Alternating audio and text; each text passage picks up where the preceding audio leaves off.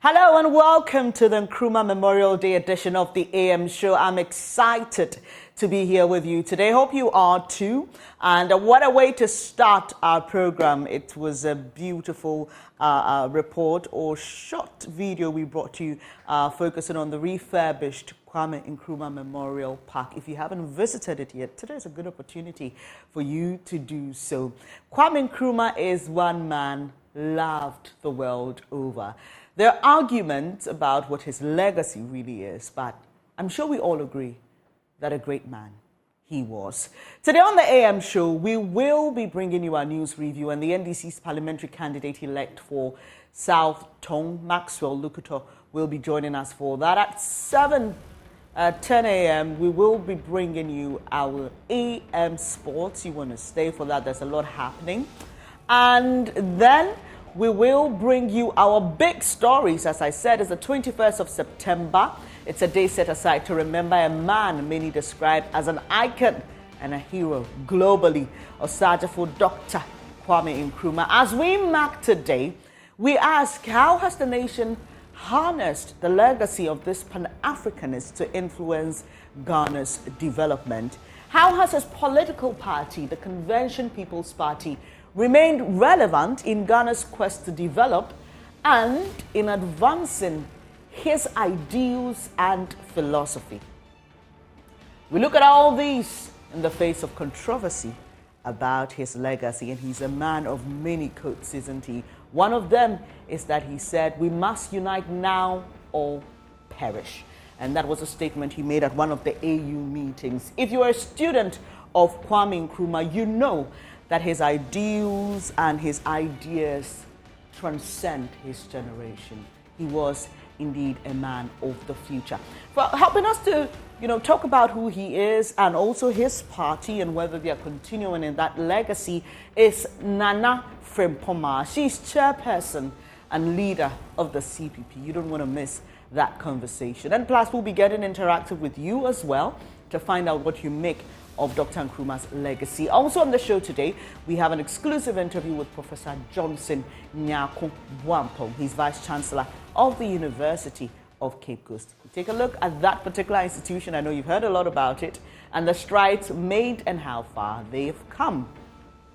Then, as usual, we will get interactive with you and speak to some wonderful people who will be passing through the program. So it's a packed show just for you when you want to stay. And Ben is Abube Dulansa. I'll be bringing you the news in a bit. Please stay with me.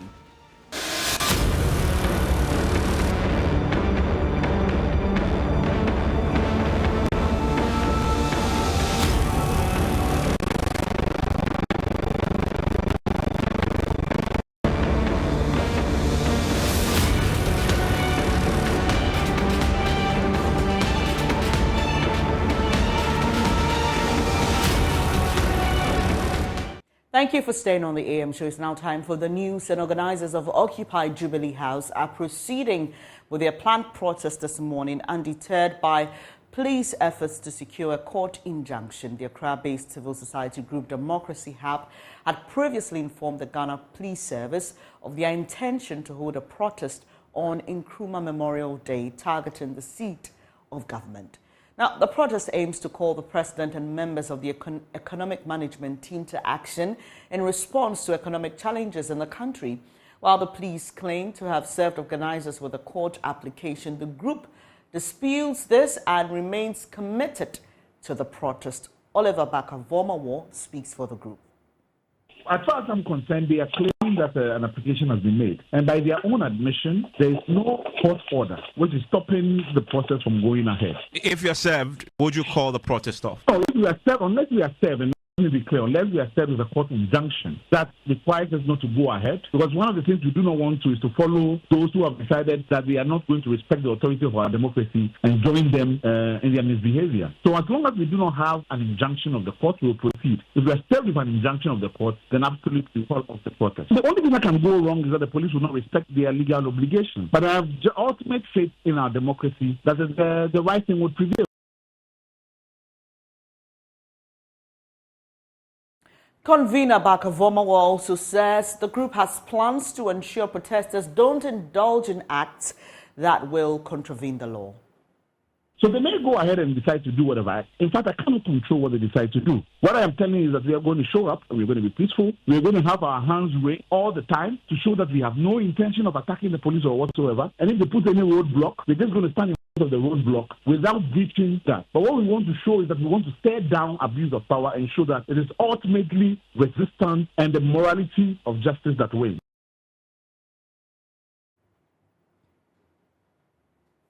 In the last couple of hours, the Ghana Police Service has been responding to the claim that it has not served organizers of the demonstration with that injunction application. In a 4-point statement, the police says it served the group through its lawyers. And let me just bring you details of that.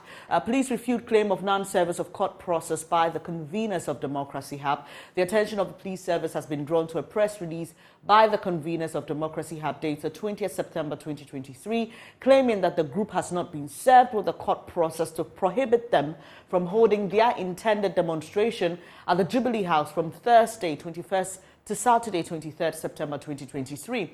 We wish to state categorically that the organizers of Democracy Hub were duly served with the application on Tuesday, 19 September 2023, through their lawyers at Tuguba and Associates. And for that matter, the organizers are duly aware of the pendency of the application before the High Court slated for determination on Tuesday, 26 September 2023, the service of the process on the lawyers was elected and dictated by the organizers of the planned demonstration in their notification letter to the police dated 4th September 2023. A copy of that letter and the reference is attached to the statement. In the said letter, the organizers indicated that the police may contact them through their lawyers at Tuguba and Associates. As such, the court process was served on them through their lawyers. It ends by saying, we therefore urge the general public, in the interest of public order and public safety, to disregard any invitation by the organizers to take part in any unlawful demonstration. Signed by Juliana Obing, Superintendent of Police, Head Public Affairs Unit of the Police, Accra Region. Now, we will be keeping our eyes on this particular one and let you know how it develops in the day. Now, it appears Ghana may be wrongly computing the fishing season. That's the concern of some fishermen at La Abisse in the Ladade-Kotopong municipality. They say they are unable to make any meaningful catch at sea despite religiously observing the closed fishing season. Now, the closed season is observed as a way of reducing pressure on stocks when they are most productive, and this is to allow the fish a chance to lay their eggs to replace the lost population. But right after this season, fishermen are still unable to make a catch or good catch, and they're complaining about this with the price of fish already soaring. Ramat Bashiru reports. Prices of fish is soaring as the commodity is in short supply. At Saide's Kenke joint, fish is costing an arm and a leg, and consumers are worried. It's from 8 cedis. You won't get fish for 7 cedis, 6 cedis, not even talking of 5 cedis. So fish are very expensive now in Ghana. I bought a little kenke with fish. I tell you the price of the fish, and secondly, they do count. They do count. It's 6 cedis, that's the red fish. And the kpala is 15 cedis. And this one is 8 cedis, 6 cedis, 8 cedis, and 7 cedis. It is Saturday morning at Labese Fishing Center in the Labadi community here in the Greater Accra region. Fishermen here are frustrated about the unusual state of their catch, which is already threatening their livelihoods. The chief fisherman, Henry Oduipeku, says despite the closed fishing season, they are not making enough catch whenever they visit the sea. The time of closing season is not going well with our fishing. If we don't argue with the government, but what we are saying is the time of July is our bumper harvest. Therefore, the time should be reversed to maybe June. The closing season may be reversed to June rather than July. The pollution The sea has also been cited as one of the causes of the gradually depleting fish stock in the sea, with some species going extinct. According to them, fish resources are threatened by human activities, including pollution, which has prevented them from fishing for the past 1 week. Every plastic waste from interland drop to the shore anytime it rains. Therefore, you will see the pollution of the plastic, and it affects us most. Could you believe I will go for fishing, but return with plastic instead of fish? This level of pollution is changing the marine ecosystem and affecting fish reproduction. Isaac Nunu is repairing a fishing net that he says was damaged after getting entangled with plastic waste. The sea is now filled with plastic waste. We don't even get fishes. You spend so much money on premix fuel and you go to the sea and make no significant catch. Our premix fuel is not even being supplied regularly. Isaac Tete, the canoe repairer of the fishermen, says the Chinese trawlers continue to commit acts of illegal, unreported and unregulated fishing in Ghana, hence the loss of income for artisanal fishermen. The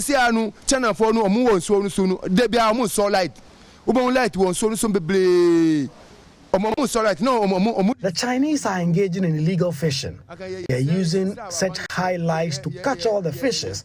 We are pleading with government to deal with this situation. Fishermen are struggling. Odoi Atiku was hoping to go fishing, but is already having second thoughts as previous expeditions have simply not yielded any positive result. The transit 2 weeks about 1 day a week 1 day. Water resources, including fishes, constitute an integral part of the ecosystem, supporting human lives across the world. And in Ghana in particular, fish is perhaps the most popular and cheap source of protein. But with these challenges threatening the efforts of farmers, state actors must begin to move in now and act. Ramat Bashiru's report for Joy News, Red 2. This is the news on the AM show. Now, management of the Techiman Holy Family Hospital is appealing for infrastructure expansion. This is to enable it meet the healthcare needs of the region.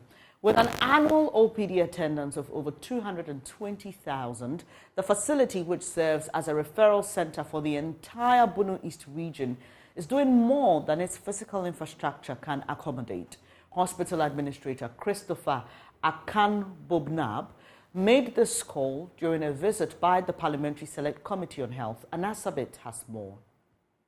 The delegation, which was led by the ranking member and MP for Dwabuso constituency, Kwabna Minta Akando, visited the Techiman Holy Family Hospital to assess first-hand information as well as identify and address challenges hindering the smooth running of the facility. Today we started visiting the facilities, and we are at the Techiman Holy Family Hospital, and it's been a very interesting interactions. They've taken us through what they do. We've toured their facilities, and I think that I'm happy to be part of this history. We are all very, very excited about what we have seen. We only encourage them that we think that they can do more than they are doing. But so far, so good. They've done so well. I think they've had great impact on the health sector of this country. Hospital administrator at the facility, Mr. Christopher Akan-Bobnab, revealed that the facility, due to its strategic location and serving as a referral center for the entire Bono East region, is doing more than its physical infrastructure could accommodate, and as such, needs government support to help it continue with its healthcare provision.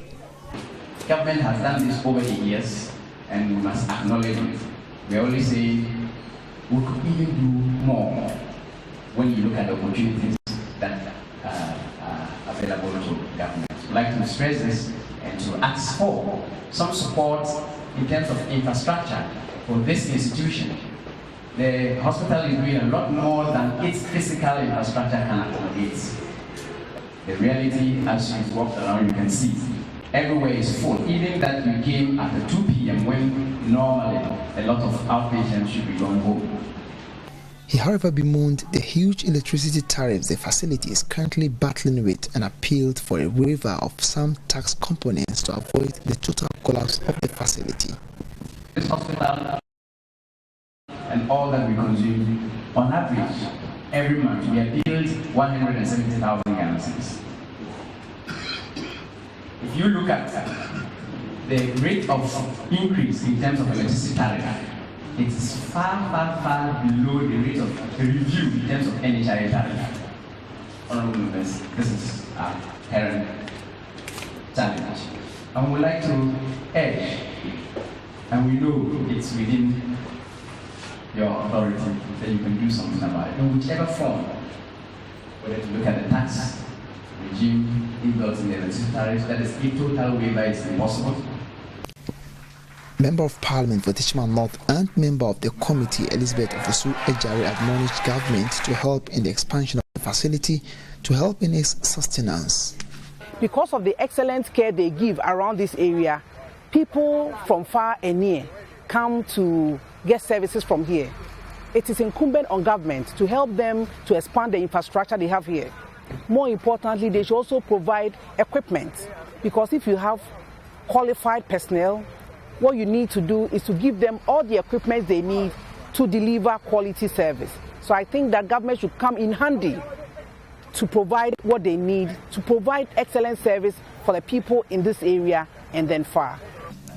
Alexander Akwasi Akwa is the MP for Akim Oda and also a member of the committee. He reiterated government's efforts in spreading healthcare to other parts of the country, hence the introduction of the Agenda 111 policy. Yes, we agree that this hospital needs to be developed. We agree that this hospital needs more infrastructure and facilities. But the government program for Agenda 111 is to enable other constituencies and districts to also benefit, so we can spread healthcare services. It's very important. We know that. The Techiman Holy Family Hospital, with a staff strength of 1,086, currently has an annual OPD attendance of over 200,000 with ANC attendance of over 30,000. Reporting for Joy News, Anas Sabit, Techiman.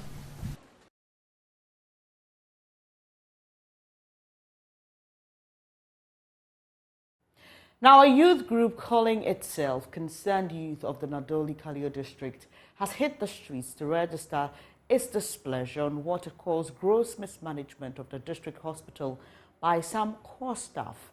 They stated the hospital lacks basic logistics to take care of medical needs of the people, and it's now under life support. They've also accused management for continuing the fueling of vehicles that are faulty and packed at the expense of the meager resources of the hospital. They've therefore given a 2-week ultimatum for this to be addressed. There's more. The youth group, drawn from all parts of the Nadoli-Kalio district, first converged at the forecourt of the Nadoli Area Council before they kick-started a peaceful demonstration. They are unhappy with what they called gross mismanagement of the district hospital by some core staff. Because anything you want, you cannot get it for now. When you go there for dispensary, they will tell you, they will write the medicine. As I'm a patient, and show you yesterday, I was even having the receipt there. I will show it to you. And when there are 4 different types of drugs, they tell me to go to pharmacies and buy. Nothing was given to me. Even common treatment, the way they will ask you, they will refer you to any place that you can go and do your own thing. And they are there. What kind of life is that?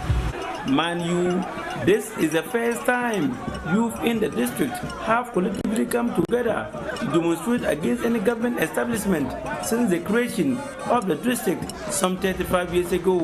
They spilled the major highway, otherwise known as N12 highway, that passes through the Nadolo township, singing and dancing to music from brass band. There was heavy police presence to ensure that nothing untoward happened during the course of the demonstration. All went well right from the start of the demonstration until they got closer to the main gate of the hospital, and they demanded an entry into the facility, which the police fiercely resisted. Entry to the facility was not part of the route for the demonstrators. An argument ensued for over half an hour between the protesters and the police until the latter softened his stance and allowed them to come closer to the gate of the hospital. They later headed to the Makoy College of Education Park, passed through the forecourt of the Ndolo-Keleo District Assembly, and ended at the Ndolo-Keleo District Directorate of Health Services. It was here that their petition was read by the secretary of the Kingston Youth Group, Prince Sabogo. The Ndolo District Hospital is in life support due to gross mismanagement, which led to the lack of basic logistics, including gloves, even common plasters and paracetamol, among other essentials in the hospital, inflating the cost of the male ward that was renovated. The recent visit of the health insurance CEO, Dr. Okoboy, to the hospital, the district health administrator and management said the hospital spent an amount of 87,000 to renovate the male ward, while in a different meeting with the staff, they said they spent 127,000 to renovate the building, and we want proper accountability. Management is still fueling park vehicles that spoiled some years back, using our mega resources for their selfish interests. And how can a damaged vehicle still draw fuel from the public purse? We are demanding answers from the core management of the hospital. The Ndolo District Hospital that aid in promoting quality health to its people have provided accommodation to some core management of the hospital. But hardly do you see some of them sleeping there, but rather commute from work every day, resulting in low productivity, and also using the limited hospital resources at the expense of basic essentials.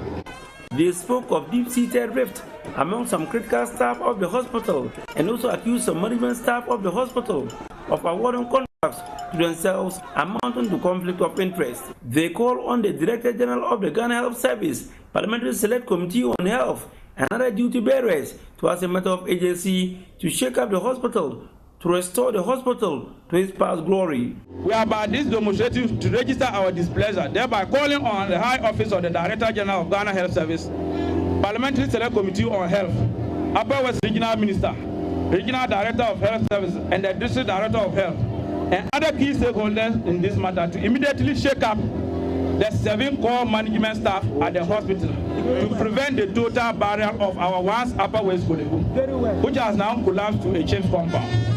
The petitioners are ever ready to use any other legal means to ensure that our legitimate demands are met after 2 weeks.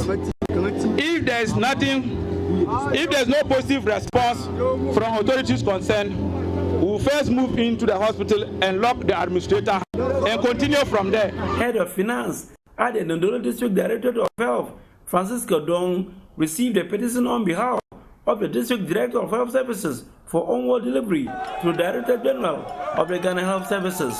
Reporting for Joy News, Rafik Salam, Nadoli. We stay on health, and the Ghana Gas Company Limited has cut short for the construction of a 200-bed capacity hospital at the University of Energy and Natural Resources in Sunyani in the Bunu region. The project, when completed, will complement government's effort at providing effective health care and also achieve universal health coverage. Precious Semevo has more. The first phase of the 200-bed capacity hospital at the University of Energy and Natural Resources in Sunyani will see the construction of an 80-bed facility within 24 months. Phase 1, which is already underway, will comprise an OPD, an administrative block, a lab, a pharmacy block, a mini theater, and wards, among others, with expanded emergency and specialty blocks in the next phase.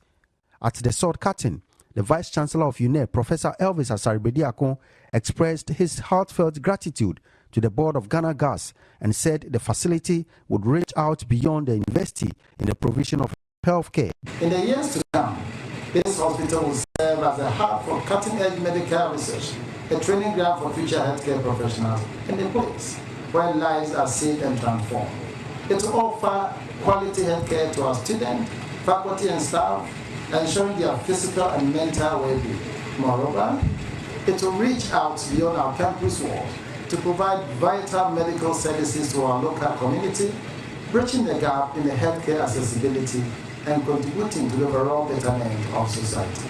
Bono Regional Health Director Dr. Kofi Amokodie also expressed the Directorate's delight in the proponents of the facility, which he said will complement efforts in attaining universal health coverage. Whenever there is an attempt to bring up a health facility, then you consider the people coming with the idea as bringing life to the people around. We know that Ghana has registered to attain the universal health coverage based on 2 prongs. And this edifice here is being provided to really create access for us and also to enable us Ghana ourselves towards the universal health coverage that we seek so much to attain.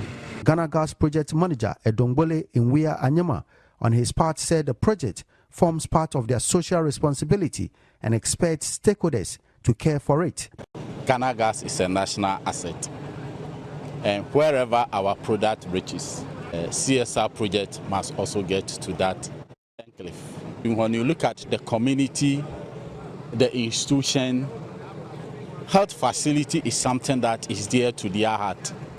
And Ghana Gas come to their aid of providing 200-bed hospital facility. It's not just a joke. I believe institution, as you know, will never let this facility go by. I believe the Ghana Health Service will also not sit aloof, let this facility deteriorate. Precious for Joy News, Sunyai. Now, in response to growing global concern surrounding non-communicable diseases, the Chief Executive Officer of the Cape Coast Teaching Hospital, Dr. Eric Kofi Njedu, has urged the public to prioritize regular exercise as a means of prevention. He emphasized the increase in cases of heart attacks and similar ailments, and also spoke about the importance of preventive measures. He made these remarks during a Keep Fit exercise organized by the hospital as part of its 25th anniversary. There's more in this report. Dr. Njedu's call comes as non-communicable diseases continue to pose a significant health threat worldwide. Well, you know, non-communicable diseases are becoming a very big global health concern. We want to give an example to the public that exercise is a way to health. When you exercise your body regularly, you have very active circulatory system, your brain is active, your immune system is superb, and you're able to fight many diseases. So once you use this medium to set an example for all the general public, all our clients, all the people of Ghana, that we should take exercise as part of our activities so that we can always stay healthy. It is not palatable to get sick and come to the hospital. It's our expectation that the people of Ghana will not get sick, so that even as we come to the hospital, we can visit them in their homes to do health promotion instead of curative medicine that we are practicing. He mentioned the significant strides the hospital has made in its 25 years of existence. As you may be aware, in 1996, a foundation stone was laid here, just adjacent where you are standing, to pave way for the construction of one of the greatest hospitals that Ghana will ever have. That is the Central Regional Hospital, and now Cape Coast Teaching Hospital. In 1998, it was commissioned, and today it is 25 years old. We have indeed reviewed all the progress this hospital has made, and we are indeed very satisfied amidst the challenges that we have been able to keep this hospital together till this end. Director of the Pharmacy Unit at the Cape Coast Teaching Hospital, Dr. Robert Inkum, also shared insight into the hospital's commitment to patient care. He highlighted the hospital's fully functional pharmacy unit, which conducts medication therapy reviews for every patient admitted to the medical ward. Over the years, Cape Coast Teaching Hospital now has a fully fledged clinical pharmacy unit that seeks to ensure that every single patient that is admitted, for instance in the medical ward, goes through medication therapy review by the clinical pharmacist to ensure that all the drug-related issues are resolved here on the ward, so that this will improve the quality of care and optimize the drug therapy that the patients receive in this hospital. So as we are repositioning ourselves for excellence and in quality healthcare delivery, Cape Coast Teaching Hospital is expected to expand. We are poised to expand the pharmaceutical, clinical, pharmacy services in the hospital, such that every single person that passes through Cape Coast Teaching Hospital, we ensure that the drug safety, all the issues relating to medicine safety is very well catered for, and that you see the quality medicines that you deserve to ensure that you will obtain universal health coverage for the people of the Central Region. The event served as a platform for raising awareness about non-communicable diseases and promoting healthy lifestyles through regular exercise, reflecting Cape Coast Teaching Hospital's dedication to both treatment and prevention in the fight against these diseases. And that's how we end the news here on the AM show. I'll be back with a review of what's on the news portals. You know, as it is, on holidays we don't have the papers, but there's still news making rounds, so do join me for that in a moment.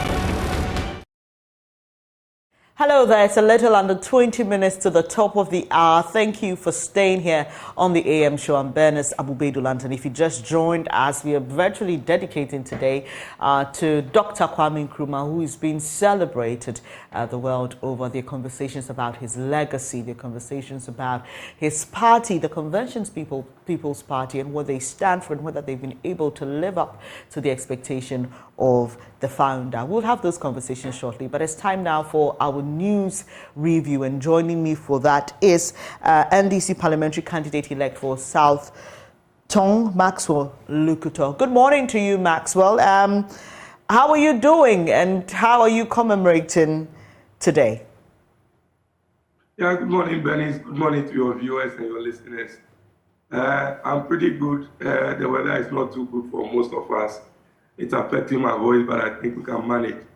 Talking about the Kwame Nkrumah Memorial or Commemoration Day, I think I would want to sit down quietly and then go through myself, look at the ideals that Dr. Osajifo, Dr. Kwame Nkrumah stood for, his resilience, his fortitude, his vision for Ghana, and how tall he stood in the whole of Africa, that the history of Africa cannot be told or written without the name of Dr. Kwame Nkrumah. It's a mark that he struck for us as Ghanaians, and it's something we should continually celebrate and we want to be identified with. I, as an individual, as I said earlier, would want to go through myself and then look at what he stood for and what I can also do for our country, Ghana, and for Africa as a whole. And so I think it's a day that has to be celebrated properly for the little ones who are coming up to know about the things Dr. Kwame Nkrumah did for us as Ghana. And most of the little ones is fading away. They are not too sure.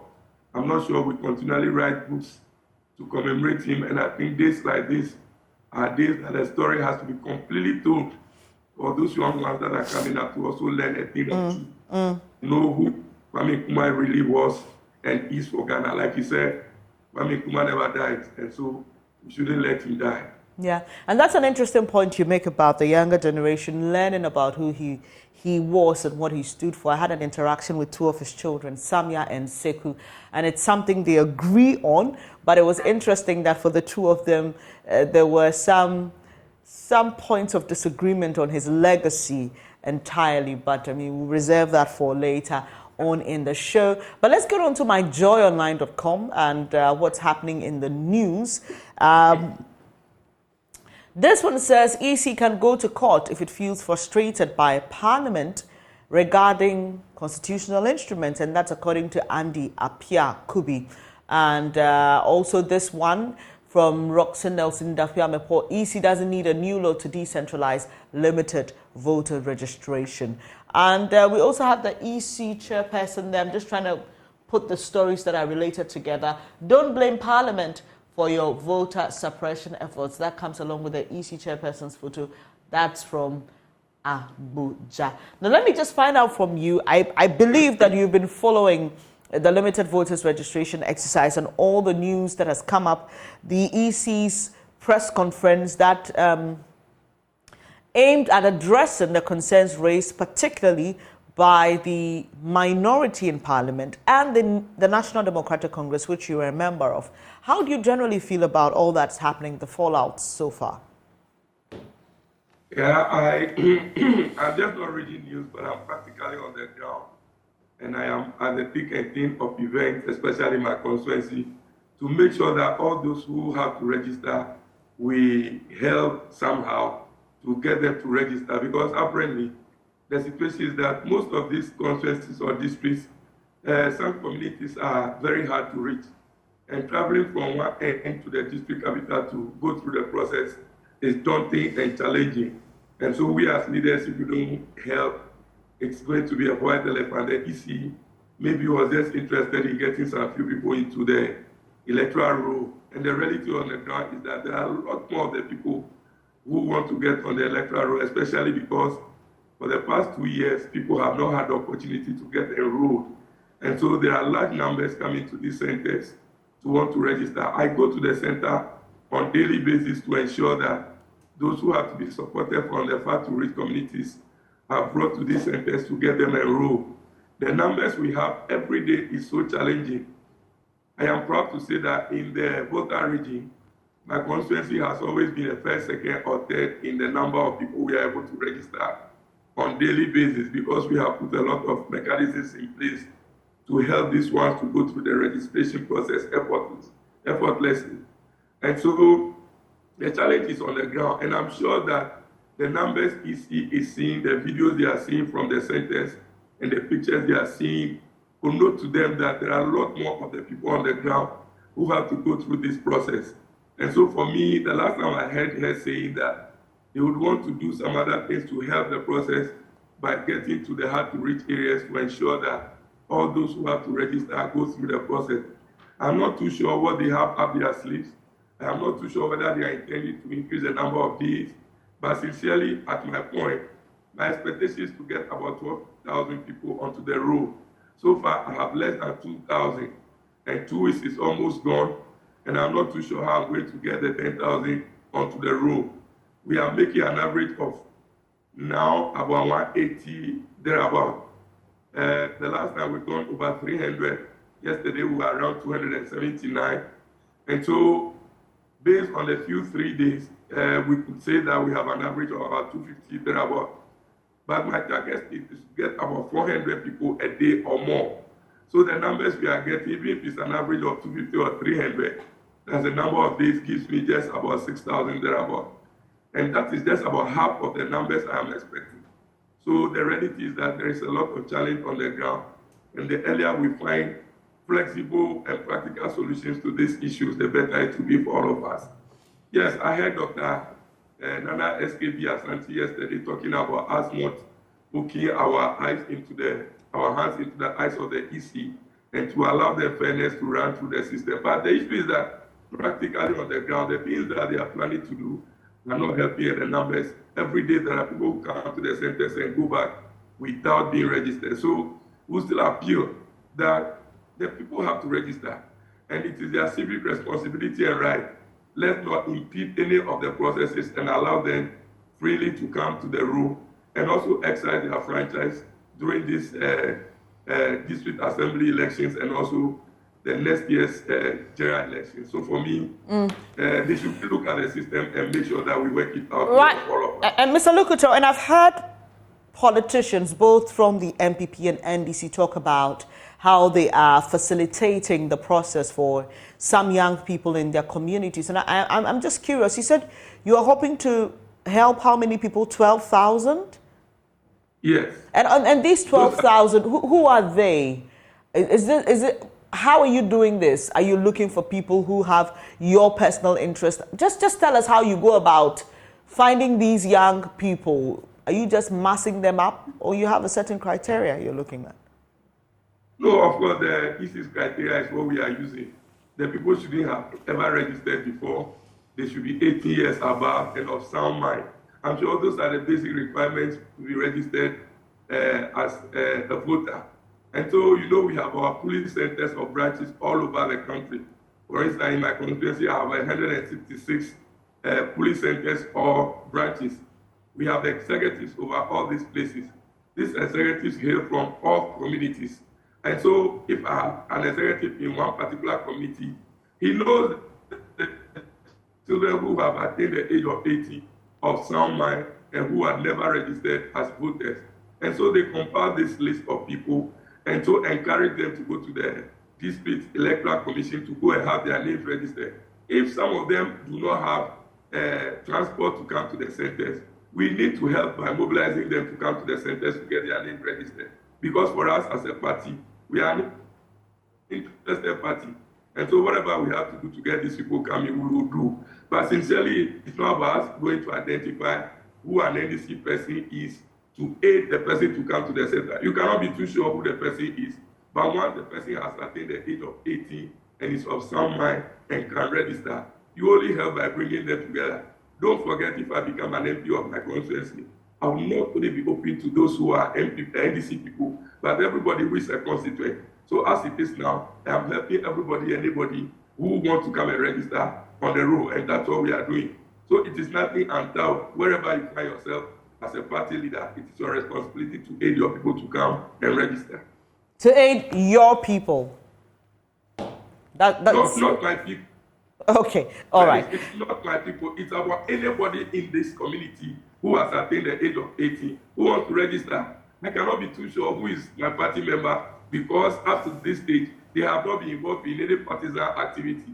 Those in the GSS and the secondary schools are not allowed by the law to do any party politics. So you cannot be too sure who belongs to one political party or the other. It is when they become voters and after 18 years that they decide which political party they wish to join.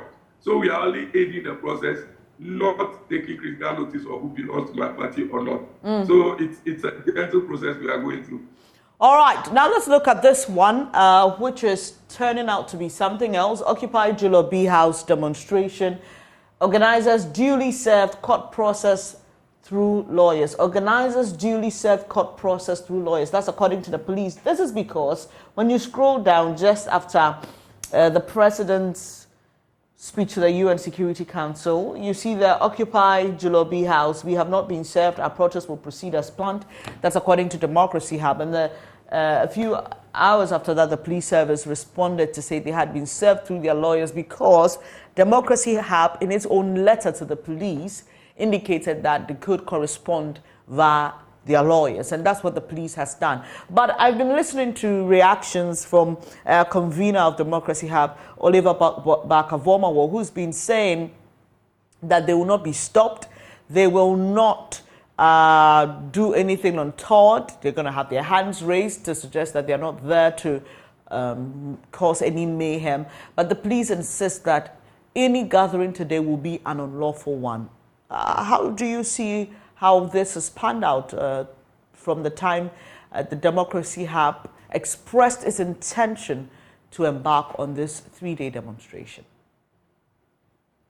Madam, it's becoming one too many for the Ghana Police Service to be acting as a conduit or as a sieve for this government in any civilized demonstration, any grouping wants to undertake. It's becoming like they have made up their mind that they're not going to allow anybody to undertake any protest, demonstration, or whatever. So as soon as you notify them that you want to go on demonstration, they find every and any reason to stop you to wanting to go for this demonstration or the picketing. Barker-Vormawor, as we have known him, Fix the Country fame, has gone through a series of these demonstrations and picketing and the other allies of this demonstration, and they have never been violent. We have known and we have seen their actions. I don't think they are a violent group of people that government or police have to be so scared about that they will not allow them to go picket for 3 days. I don't see what is so critical about this news that the government of the day is so scared about, and they have put in every machinery to ensure that people are prevented from exercising their democratic rights. For me, it's nauseating and it's not in the best of shape and taste. Look at our parliamentarians, those who hold the law, those who promulgate our laws, also want to go and occupy BOG. And look at the back and forth we are having with these people. Every day they say you cannot pass here, you can only go through this place, you can't get to this extent, it's a security zone, it's a national security, this is that, it is this, is that. And it's strange. The kind of democracy we want to practice. The last I heard the IGP saying that it is the world best practices that the Ghana Police Service is undertaking and wish to get to. So if it is the best practice we wish to get to, are we not seeing the West?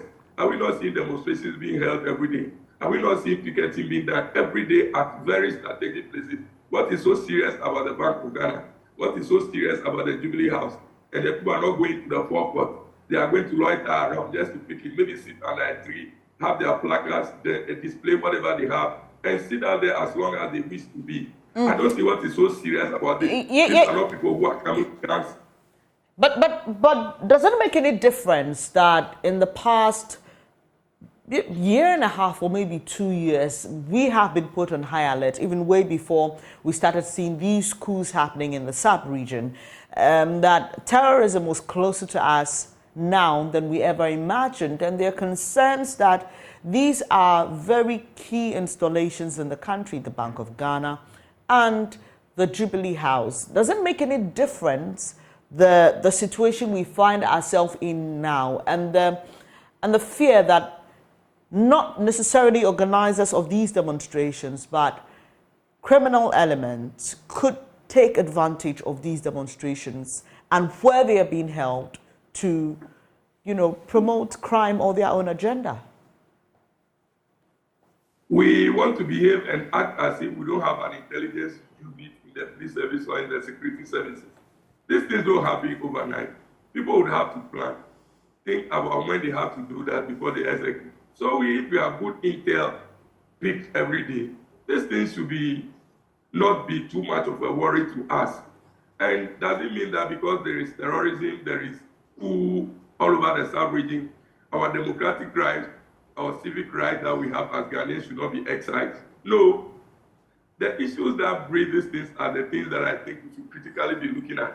So I actually was listening to our president in the UN summit talking to the West about how they could let good governance and then equality before the law and all those best practices happen in Africa. And I asked, what are we doing to ourselves to ensure that the people we rule over are satisfied with the way we are ruling over them? The EC, we are going through a registration process to go to vote. We are not too sure who is coming to register and who is coming to vote. And the stature we see of the EC is as if they want to prevent a lot more of the people from registering. If citizens see that you are stifling them from their basic right, they may want to take it to the street. So for me, if we are really serious and we want to stop some of this, in the last time I heard that some Wagner guys in Western region decided to have a meeting and they were arrested. This one, how long can we continue arresting people? Is it that we don't pick intel or we don't work with intel? That's why we are firefighting all these things. I don't think this is the best way to fight these things. It is about picking good intel that will help us solve some of these challenges. People are coming to picket. How many people will come there? 50 of them, 100 of them. And we are saying that the police force we have in Ghana cannot handle these people. If people are coming to break their front and to do other things, it should be picked by intel. They should know what is happening every day in this country. And so for me, we should let intel work more than this firefighting system that we want to put in place. And it's becoming nauseating for the police to be seen as people blocking the civil rights of people. And if that continues, they may be looking for other ways to attack anybody and everybody. I'm not saying that those things are right, but I'm only saying that let's be civilized and circumspect with the way we do our things as a people, so that people don't take the law into their own hands if they feel that they have been unnecessarily denied their right to do whatever they think they are entitled to. They may want to go to other angles. So for us, let us rather go back to the drawing board and allow people to do whatever they have to do. we provide whatever security we have to provide, monitor them, and make sure that we pick intel to avert some of the worst things we are so scared of. For me, that should be it, not necessarily stopping people from demonstrating. So even parliamentarians are a threat to our nation. No. So for me, let us look at the reality on the ground and play by the rules of engagement. Right, so let's see what's happening on other news portals. Let's check out Graphic Online and bring you what's happening there. And then we will just quickly touch on some world news on BBC. So, okay, this one, it's been trending on social media. Shatawale Stonebwoy clash over booking of Accra Sports Stadium. And Russian embassy disavows alleged connection to Wagner mercenaries. And you just made reference to that. Consortium commits $10 million to lithium drilling. NPP presidential primary Dr. Akuto commits to backing winner. And GFA presidential race, a free turns to cast for justice. Okay, and there's a big one on Nana Dr. SKB Asante telling the EC, or telling politicians rather, not to impede work of the EC and judiciary. So we've touched a bit on that. But let me just find out from you, Mr. Lukuto, do you follow entertainment news? Yeah, sometimes I do, and my favorite is Stonebwoy. Okay.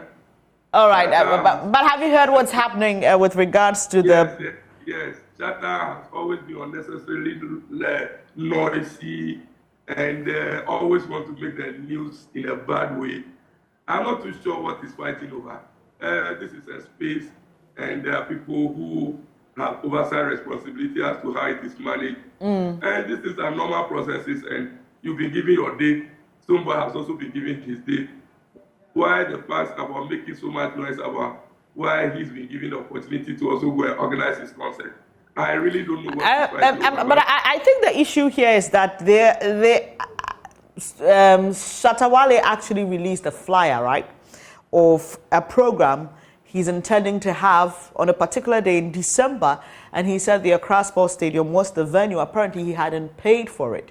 So this is what SM fans are saying. In the spirit of brotherliness, you knew, or they are expecting that Stonebwoy would have known because of Shatawale's flyer that he had intended to use the place on that day and not go ahead to book it on the same day, right? So that's what the issue is. But there are those who also say if you haven't paid for the venue, why advertise it? Yeah, so he hasn't gone through the mill, so why is he advertising? But in the spirit of brotherliness, I mean, or that is, we are assuming then that probably Stonebwoy didn't know. Yeah, Stonebwoy, was there any official notification to Stonebwoy? I'm not sure Stonebwoy has officially been informed. Right. And I'm not too sure we are using the same date. Stonebwoy is not using the same date. Shatters is on 28th, I guess, and Stonebwoy, I think, is on the 23rd or so. So what's the Is that it? Okay, I don't remember reading that though. But I mean, it's trending on social media, so we just decided to touch and go on it. All right, so we just have a few more minutes. Let's see what's happening on international news portal, the BBC, and we'll just wrap it all up. All right, so Poland to stop supplying weapons to Ukraine. Interesting.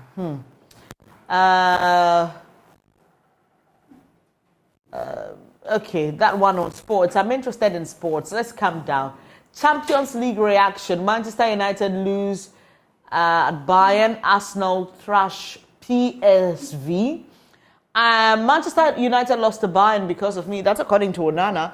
I have been following the English Premier League since it resumed, and I'm not sure what you make of Onana's performance. That's if you watch football at all. The new keeper of the Manchester United club. There are those who are coming for him, and he admits here in this particular case that Manchester United lost the game because of him. Do you see that his time with the club will be short-lived? There are those who've predicted that, though. Benis, you see that I'm quiet. You are just adding salt to it. I'm a Man U fan. And sorry.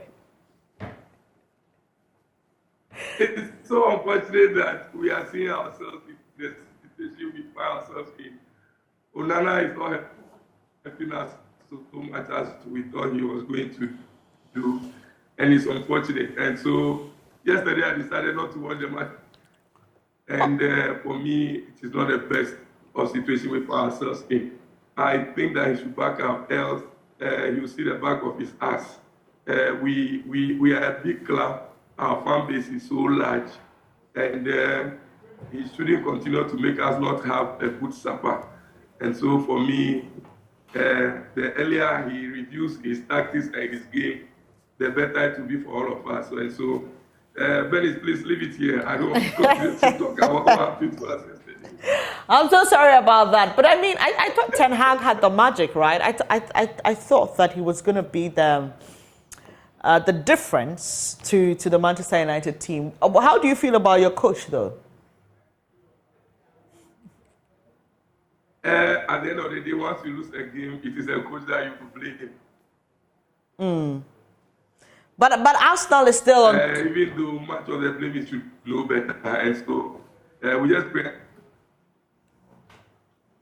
Hello. Hello, I can hear you. Sorry, the line is breaking a bit. Yeah. So, like we say, at the end of the day, it is the coach who decides who does what, and so I feel like we go back to the drawing board and ensure that what we expect from him we get. We were not expecting that loss yesterday, and it happened. And so between him and Onana, I'm sure they should sit again and look at what they can do to help us revive our spirits and remain loyal supporters. All right, let's see how it goes for Manchester United. Meanwhile, Arsenal is still in top form because they beat PSV. And well, let's see how it also pans out in the English Premier League. But thank you so much for your time, Mr. Lukuto. He is the NDC's parliamentary candidate-elect for South Tongue. And we've been talking about the major news on the various portals, Graphic Online, My Joy Online, and we just touched on that one from the BBC. There's more coming up in sports. Mubarak Haruna is standing by with the latest. Do stay with us.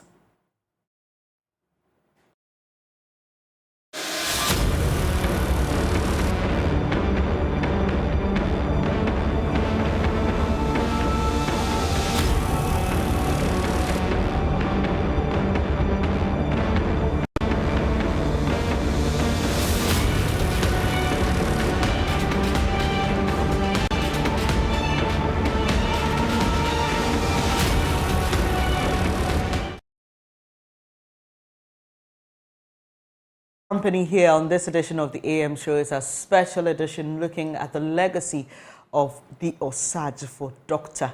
Kwame Nkrumah. And like I said at the beginning, we'll be having a conversation on his legacy, and we'll be speaking to the chairperson of the CPP on what the party is doing to keep that legacy alive and whether or not it's been able to live up to the expectation of its founder. You want to stay for that. Meanwhile, to work or stay in school, Michael kept tossing this coin till he settled on working so he can offer his family a good life. This was also a sacrifice he made because his dream of becoming an IT expert hangs in the balance. But a zealous Michael tells Hannah Odami this is not a factor for him in the pursuit of that dream. He explained why in today's edition of our Stories of Hope.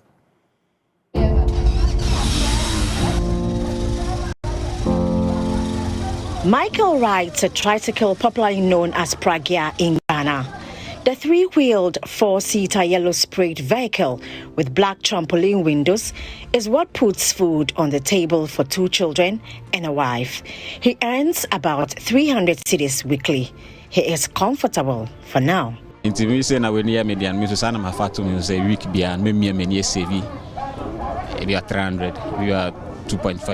What I've decided to do is to save between 250 to 300 cedis every week.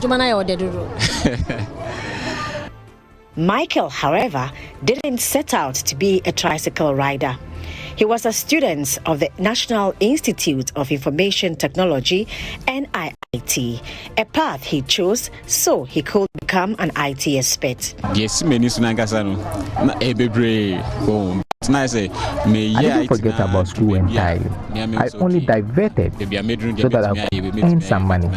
When I can afford to pay my tuition and take care of myself and my family, then I'll return to the classroom. I don't know when, but I'm certain that I'll continue my education.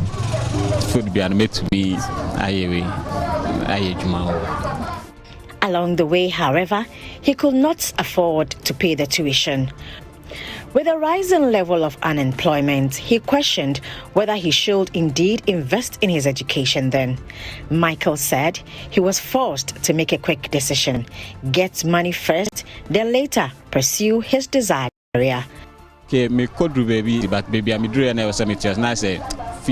realized at one point that I could not afford the tuition and I didn't have substantial financial support, so I decided to take on this job before returning to school.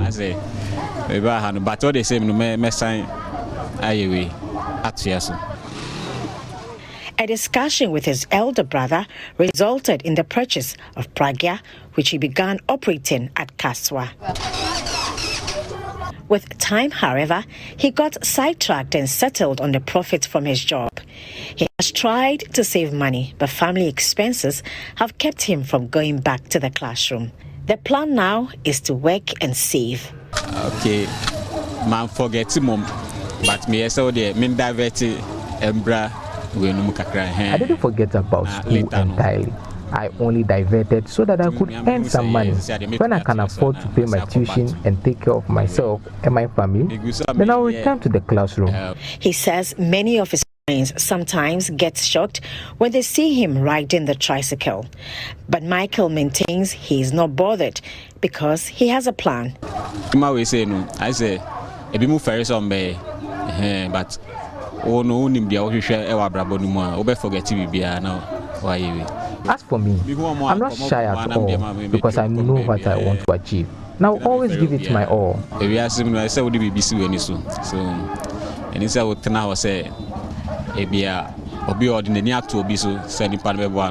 at the end of the day, disappointing.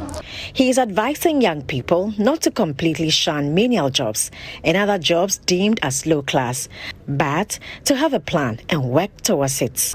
Youth, like everyone who is motivated can achieve anything and everything, just as I'm doing. It is important to work for yourself. Don't rely on others to help you. You may get disappointed. Hannah Odame for joining us.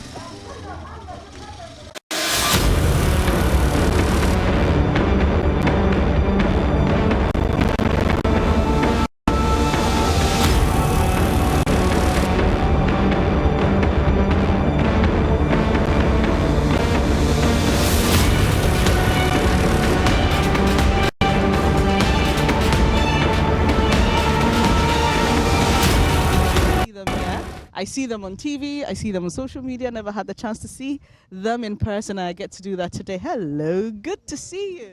Hello, Joy. Yes, it's such a pleasure having you here. I have enjoyed every bit of the scenery, trust me, and I told them it's such a beautiful experience for me because I didn't grow up knowing Nkrumah. So I get to learn about him and I get to have at least the best first-hand interaction I can with who he was and what he stood for. But for you as his children, I can imagine what it feels like for you to be here today. Do you mind sharing with us? Oh, absolutely. And we've been here many times, but this is one of the first times, let's say for me it's the second, to be in this redeveloped and restructured Kwame Nkrumah Memorial Park and Mausoleum. And I'm encouraged. I'm happy with what I see because precisely what you said is the reason why we need a good place for the young generation to come and be reintroduced to Osagyefo Kwame Nkrumah, what he stood for, what he tried to do for Ghana and Africa and Africans all over the world. So this is a place of learning, and I think that's the whole purpose. And the reason why I am happy and encouraged, it's because I know that people who come here would be inspired. I am inspired. Of course, there's the personal side and the political, but I'm inspired just coming here, paying homage to not just to the man, but to what he stood for. Because he was a mortal man, obviously, but he also stood for a vision to redeem Africa and Africans. And I think that's something we need to keep on remembering. All right. What about you, Sekou? Well, I mean, going back to your introduction, I mean, you said you're too young to know Nkrumah. And when Nkrumah was overthrown, I was only 2 years old. I think Samuel was 5, Kemal was 6. So let me speak for myself. I didn't know anything about Nkrumah. So I got to know Nkrumah from reading books, not as a kid, but when I grew up a bit, especially when we returned to Ghana. So I was like 11, 12. So that's really was my getting to know Nkrumah, reading the books. But interesting for me, I started reading books that were critical of Nkrumah before I started reading books by Nkrumah and books that promoted Nkrumah. So I always think that I'm very objective in that. But I think what Samuel was saying earlier, it's important to have places like that that really not only promotes Nkrumah, but gives people the idea of where he's coming from, what his vision was. So the decolonization, the Pan-African Union, and of course the socialist path. It's something that I struggled with for a long time because in today's world, socialism is not so attractive. But look, we have to look at the totality of Nkrumah, and then we can decide what to do moving forward. So he said he was a Marxist intellectual. We can't ignore these things about Nkrumah. That's what he represented. But again, also, you know, the Muslim was built in 1992. Nkrumah was first buried, he was buried in Guinea, then buried in Nkrofo, his hometown, during Achampon's time. And then during the Rawlings' time, the PNDC, not NDC, right. So sometimes we also have to give credit to the PNDC then, even if you don't like Rawlings or whatever, but it was his time that he built this place. And then, of course, as I agree with Sami, that if the present government, MPP, led by Nana Akufo-Addo, so if they've built on what someone else has done, I think it's a good thing. But for me personally, there was just one aspect that I kind of confused me a bit, and that was I wouldn't know the reason the MPP are thinking of or thought of building up, renovating this place and making it better than it was. Yeah. I hear it was a bit neglected, right? But the point here is that if you're talking about Nkrumah, you know, Professor Mills declared the 21st as the Founders' Day, singular. Yes. So the idea was that, and that I think many people think, I told I'm very objective, but in this one I think Nkrumah is the founder. He led Ghana to independence. He was Ghana's first president. So that again comes to the 1st July, removed as a public holiday. I mean, we had a Ghanaian as head of state, not the Queen. So you see, that is very significant. And then again, when you create 4th August as founders, then plural, then that also confuses people. Because, of course, Nkrumah is not the only one who contributed to independence. And in fact, people were there before him. In fact, they called him from the UK. But they identify with his capacity and his hard work. And in fact, he overtook them simply because of their hard work. But the point is that, so when you do these things, for me, it's like you're confusing, because the history is one. So if I get you right, and I'm sure you're not the only one, because quite a lot of people were like, okay, because we thought that the agenda was not to focus so much on Nkrumah, make it more generalistic as this government will make us believe, and then all of a sudden, all this beautiful edifice for Nkrumah, what exactly are you communicating? Is that what it is? Yes, I think it's more or less, yeah. But I think what I would like to see and what I'm happy about is that Ghanaians can reach consensus on what is good for us.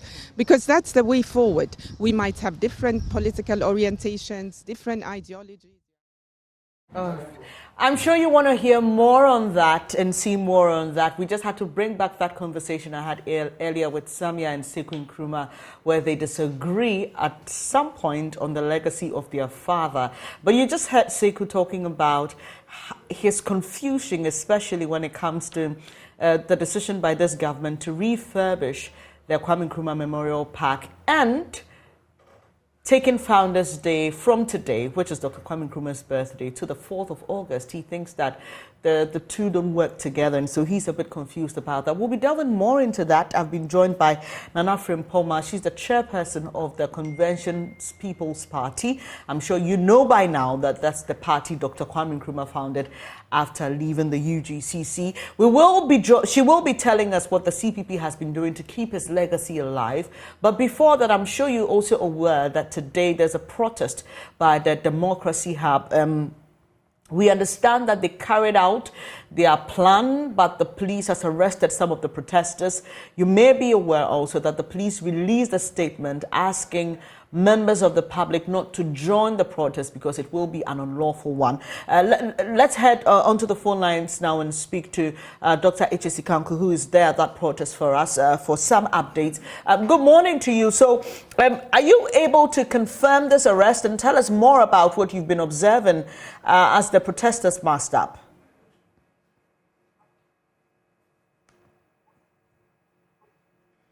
Hello? Hello? Do we have Doc on? Hello?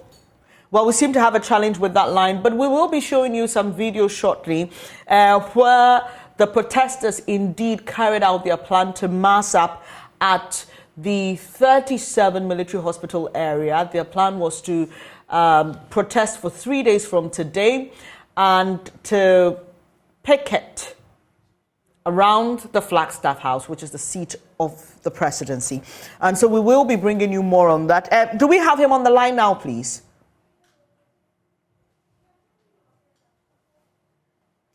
Well, we seem to have a challenge with his line. We'll try and rectify that shortly and get back to you. But let me say a very good morning to you. It's a pleasure to have you here.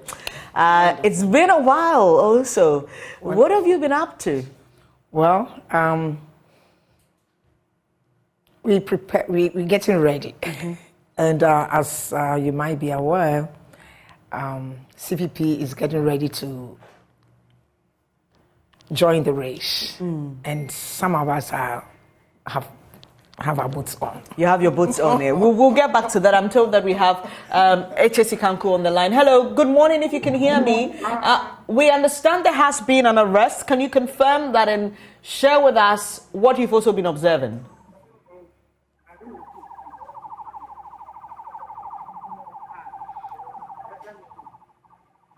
Hello?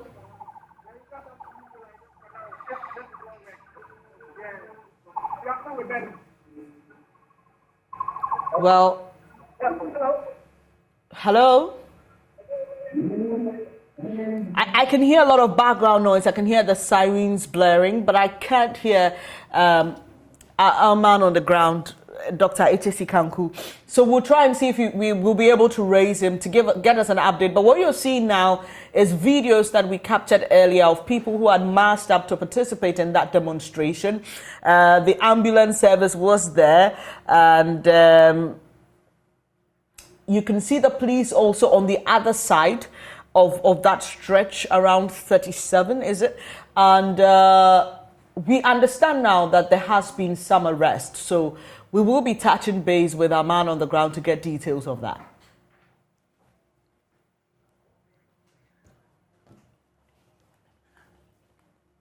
Well, we'll try one last time. If you can hear me. Hello, good morning, Doc. Can you confirm these arrests and tell us what you've been observing?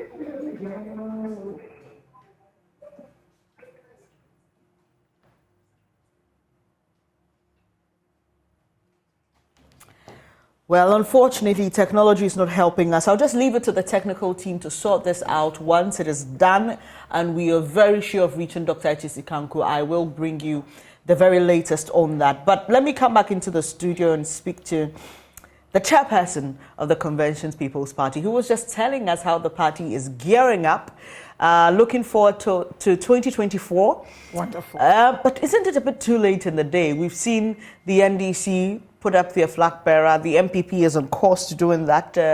November is just around the corner where they hope to settle on a final flag bearer. So what are the CPP's timelines? Our timelines were a little earlier. We were trying to do the flag first before the organization. Because, you know, organizing political party at the base has become quite expensive. However, we've also come to the conclusion that without really organizing the base, we'll just have the best policies, we'll have the people with the most patriotic hearts. However, we will not be able to get the Ghanaian will not benefit from what we are going to have today, the discussions that we'll be having today, the legacy that we are talking about. So in the process, what we have done is to ensure that no matter what happens, CPP gets its base ready.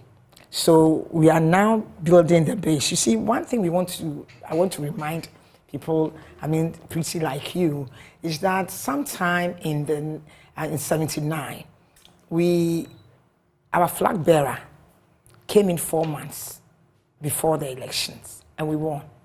It was not known, nothing, because we had the best structure on the ground. Does that structure still exist, though?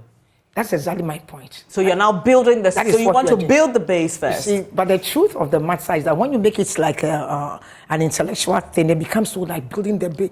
But it is you and I. It's the youth. It is the people. It is the very people that today we have as our frustrated youth that we are asking to take positions in the party. That is a huge difference. We are asking youth to take positions in the party because the youth of today are already frustrated. And that is why we believe that it is important to, you see, even what you just said, the MPP is over, and that gives us the advantage. You see all those young people registering. They are registering to vote for who? For the same situation that they find themselves in. But we are giving them now an opportunity to take the power into their own hands, exactly as they did in the early 60s, or I would say late 50s, for us to get the independence. That is exactly what the youth of this country did. So in as much as it looks like, it's been CPP, because the Fourth Republic has not witnessed anything CPP. The only time they witnessed us was under the name of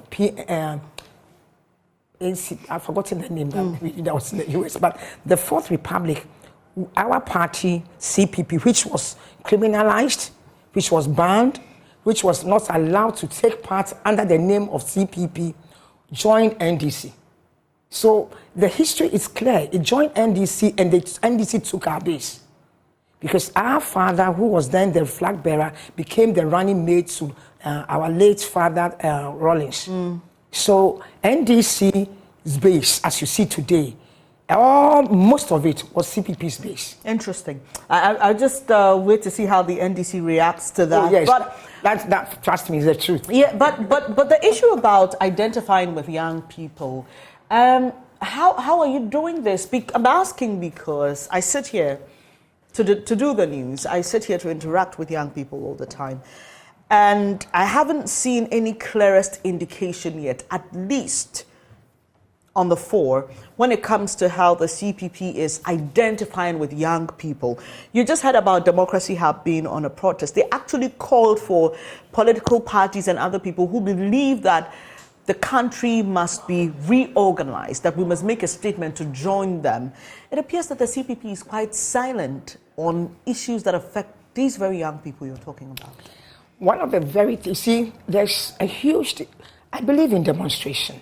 I believe that people should be able to voice whatever they feel. I believe that the police should also make sure that there's peace and sanity. However, I'm one of those people that believe that we must do things that make the most impact.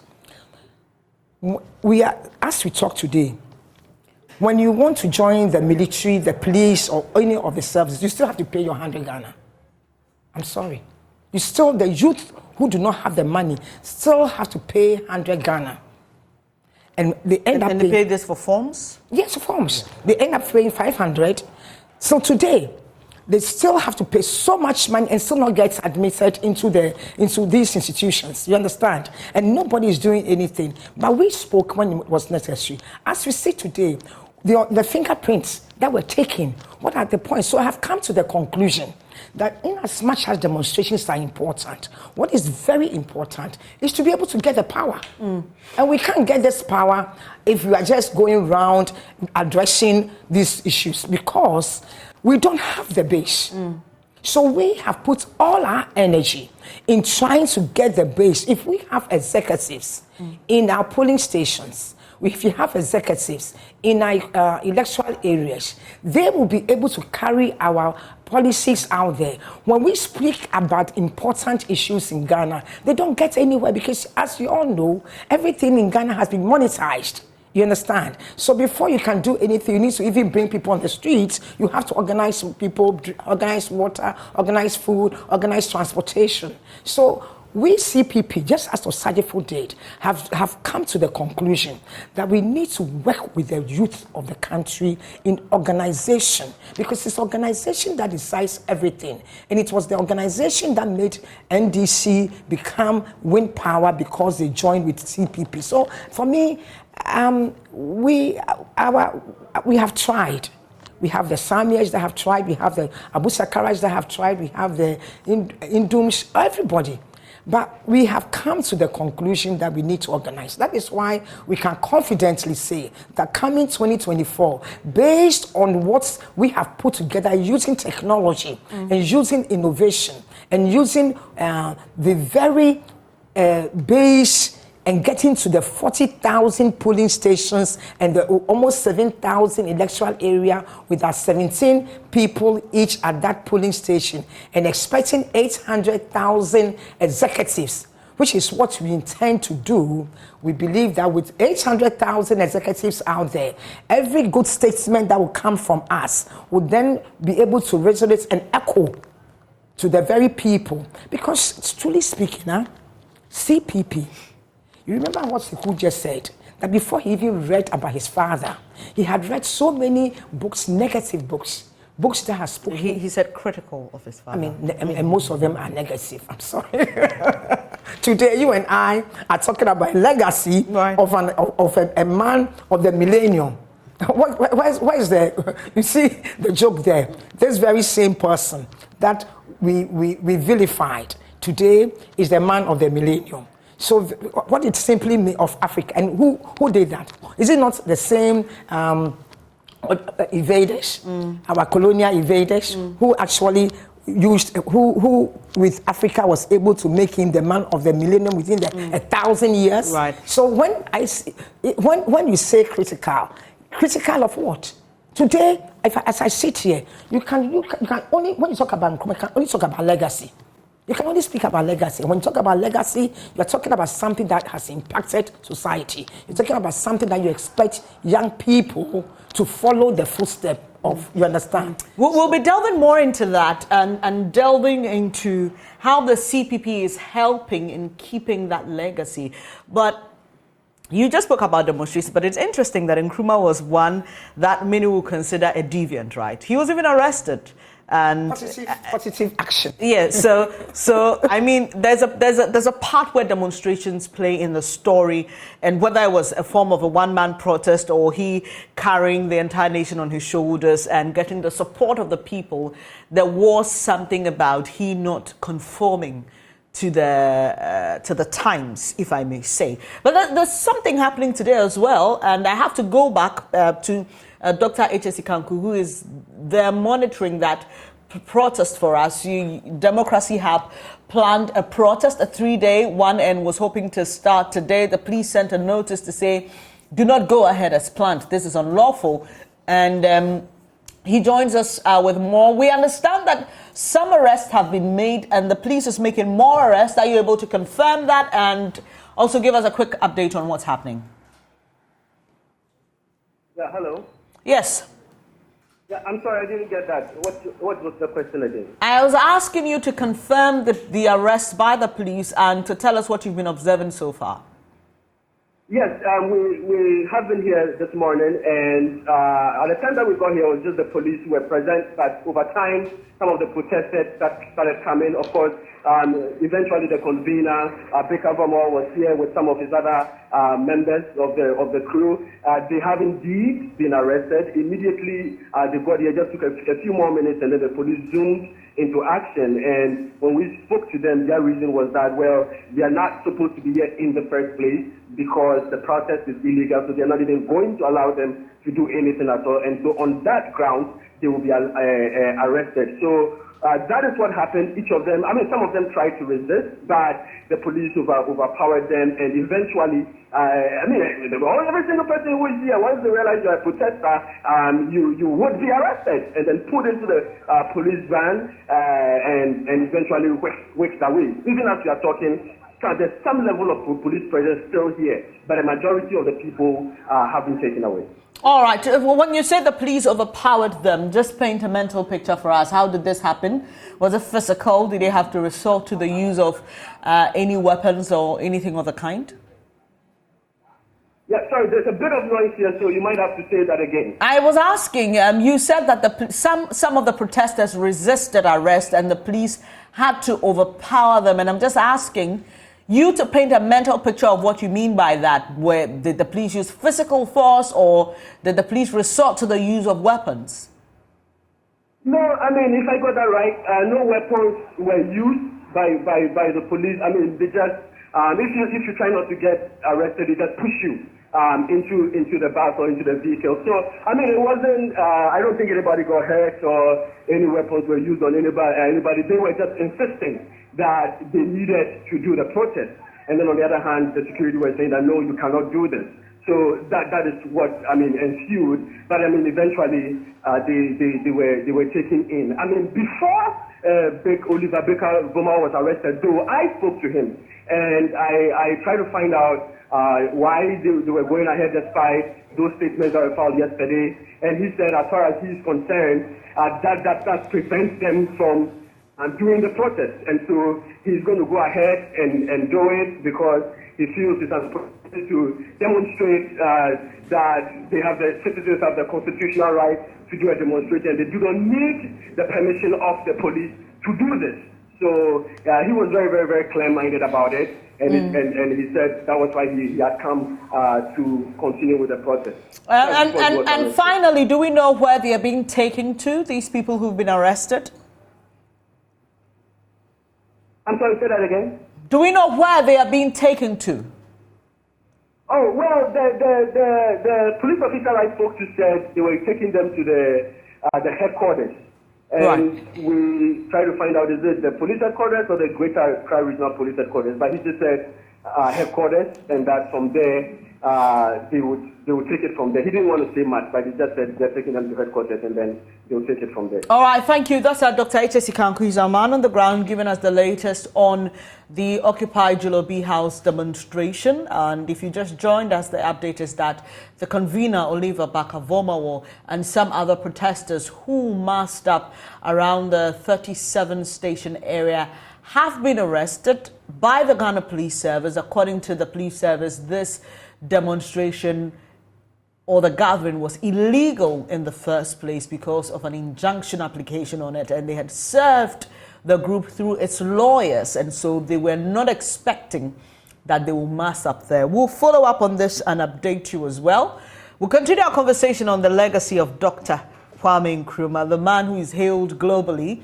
But as you may be aware, there are those who are also quite critical of some of his ideologies and, like they say, what he ended up becoming.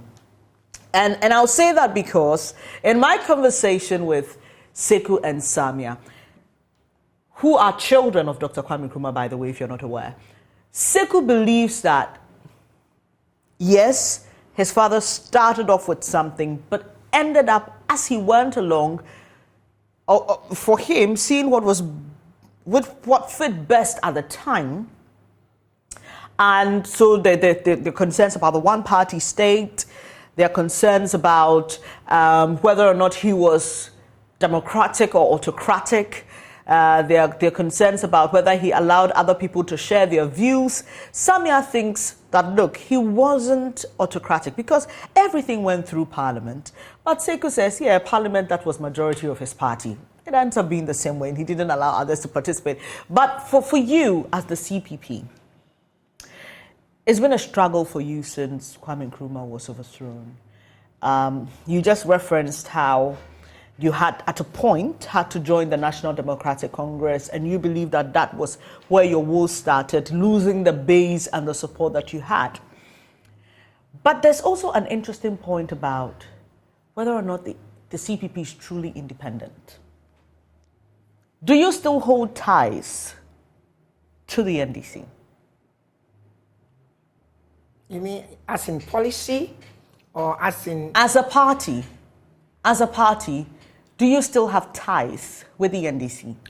As a party, we have ties with government. We have ties with NPP, NDC, and Ghanaian. I mean, that question is one of the very things that people use to ensure that members do not join the party. So that's why, honestly speaking, as a woman, and when you are a woman, there's something that you can connect with that the other people might not. And what do I mean? It is very easy to just live on our past glory and forget the fact that young people might not necessarily understand or even connect with us. And that is why we are just at the grassroots working to get our organizers at the base. And let me tell you, you see what Sekou was saying. If you listen to Sekou very well, then now I understand where he's coming from. Because he read the things that were critical of his father before he even actually read his father's own version. So for that reason, he might have grown up thinking that the things, one of the very things that people have said, that he was thinking of a one-party state. Today, what is wrong? Do you know that after Nkrumah, my father was part of a champion as well? Do you know after Nkrumah, we had what we called the same concept was proposed by Champion. Do you know that? Unigov. Unigov is a union government, a government where we all become one to fight one, have an agenda for the nation and be able to follow that agenda and make sure. That doesn't mean that you become a head of state for life. What it simply means is that because of where we are standing and the fact that the colonial invaders had a plan, we need to come together. And clearly, the world has shown that all other countries that actually follow that path, that we today, Singapore, man, everywhere that we think that they have done magic, even China, is because they've stayed there for that long. Because they had policies that they followed. It is not because we practice democracy that we don't understand. Osajifo, yes, everything that he believed in, people believed in it, and people were in parliament as a result of voting. They voted for him. So if you realize that most of his ideals at that time were being implemented, and you think it's because you on the opposition did not have any majority, and you have so much minority, and you are criticizing it on the negative side that the person had too much power. Where is power? It's the same thing that we CPP feel. We think that today should have been the day for the Founders' Day. But look at what we are experiencing today. Today, which is the day that there is no doubt that Osajifo is the founder of Ghana. There is no doubt that the party that led Osajifo for you and I to have his legacy discussed is CPP. I mean, these kind of jokes are the very reason why Ghana can't move forward and we have where we are. Because we have Hellenized Osajifo. All we are doing is talking about Osajifo, forgetting that Osajifo is as a result of a government. Osajifo is as a result of a people that did what was right with his vision. When our father, the current president, came in and put his presidency on the line and said that if he does not fight Galamsey, he would give up his presidency. Today, you and I know that Galamsey is even worse than he took it over. Simply, you know why? Because in as much as he had a vision, he didn't have the people in his government that would support him to do what was right. So Galamsey is worse. However, Osajifo had a vision, yet he had people like the Krobeduses, like the Botswolds, like the Bedemites, like all these people that were able to support him, like the Saponkumankumes that worked so hard as young people that believed in his vision and made Ghana work. And when the colonial invaders realized where Ghana was going, that we were able to have over all these factories that we did, they realized that in that path, the reason for which the colonial master came to Ghana, invaders came to this country, must be clearly understood. It is not that they were bringing money to make Ghana work. It is because Ghana had something that they needed. So when they came in here, after the coup, after the independence, Osagyefo clearly knew that after political independence, the only thing that makes sense is economic independence. That was what was promised the youth of Ghana. Yeah. So for that reason, we accelerated the growth by focusing on the very things that would make it happen. That means the states must be rich, the states must have the resources. So most factories, we had Ghana, every factory that we had in this country was a state-owned industry to ensure that the Ghanaian had jobs, had accommodation, had everything that was necessary. But what happened? In the process, the Ghanaian ended up today with the Ghana we have today when the colonial invaders realized that if they did not send us out, if they did not vilify Osagyefo at that time, put the fear in his followers and criminalize the party and ban the party and make sure that nobody mentioned the name CPP and let everybody go into hiding. If they didn't do that, the legacy would have continued and Ghana today would have been a different story. But because they did that, all the factories producing the food that you and I consume, the clothes, the TV, radio, everything, matches, toothpick, everything. Even the jute, the thing that really gets to me today is that cocoa is still one of our main exports of this country. And however, even the jute bag that we put the cocoa in is still imported. Now, my pretty, the truth of the matter is that we can't talk about Osagyefo's legacy and not talk about CPP. The moment you talk about Osagyefos legacy and leave CPP, we would continue to have this country, and what we would end up doing is having a father that we all love, and yet very soon, even his very name will be vilified. Even the textbooks are changing. Even the place that he's been laid, if there had been some few fight, was going to be changed. Even today, the only reason why that place has been renovated is because of tourism. So you agree with Sekou that the parties, the government is sending confused signals about who Nkrumah is when they take away Founders Day from his birthday or from him, but still want to honor him with the refurbishment of a memorial park? They don't have a choice. They didn't have a choice. I can tell you on authority that even when they wanted the plan they had for the memorial park changed because the World Bank insisted on what is happening. I can tell you because, and what Sekou is saying is so true. You know why? What day did they launch the park? Do you remember? It was sometime in July. 4th July. Do you know 4th July? 4th July is Americans' Independence Day. The day they became a sovereign state for that matter. We had our sovereign state, our Republic Day on the 1st of July, which was a weekend.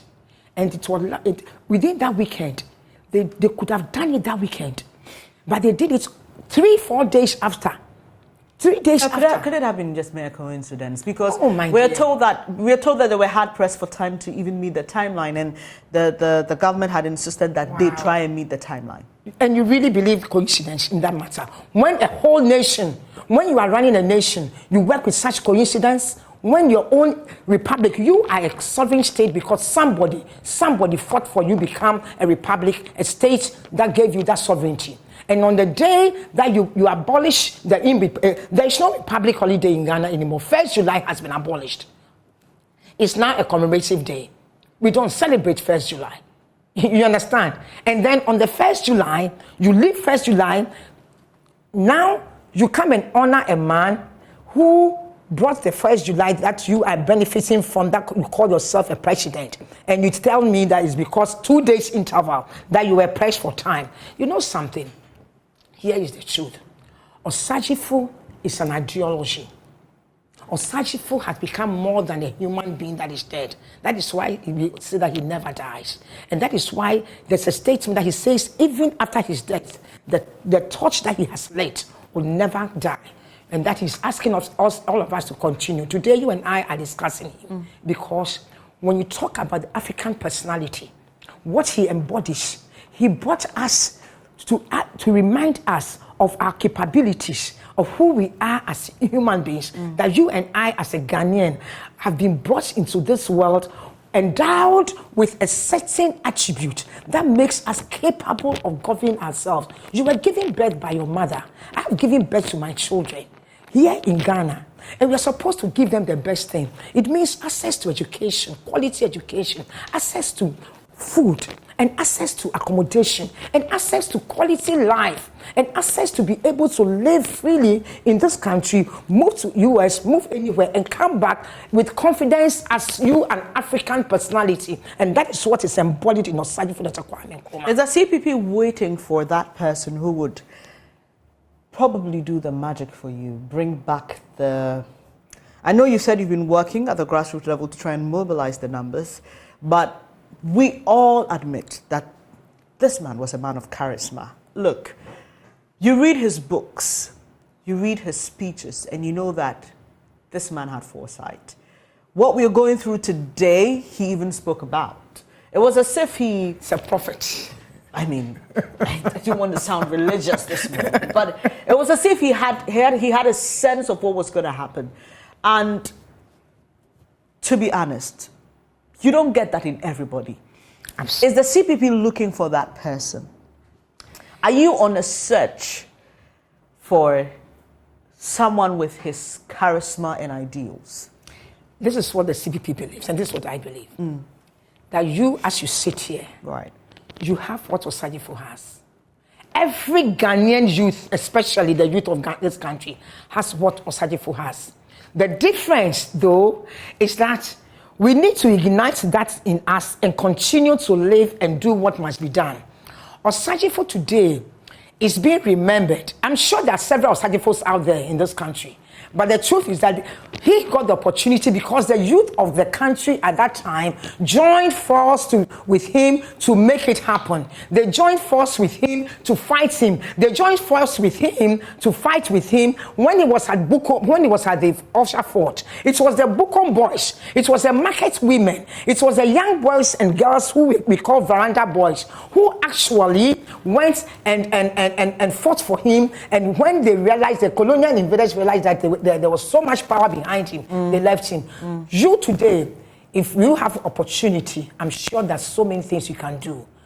Let me tell the youth of Ghana, no magic is going to happen until you create the magic. There is magic, but the magic must be created by we the people. So I'm asking every Ghanaian, as you're hearing my voice today, *920*277#. Listen to me again. *920*277#. Whatever you're doing, take time and take that number and dial it. That's all you need to do. You know why? Until you get up, until you write it, it will never be written. Until you get up, it's not going to be done. Osagyefo is in you. Osagyefo is in me. Let's have Osagyefo, by definition, means selfless dedication. Osagyefo, by definition, means putting the welfare of people at the center of every policy you make, so that Segleme will not be sitting there, so that when you think of affordable housing, you will think of the squatters and the majority of the young people who have to pay almost all their salary, a year's salary or 2 years' salary, before they can get 1 year accommodation.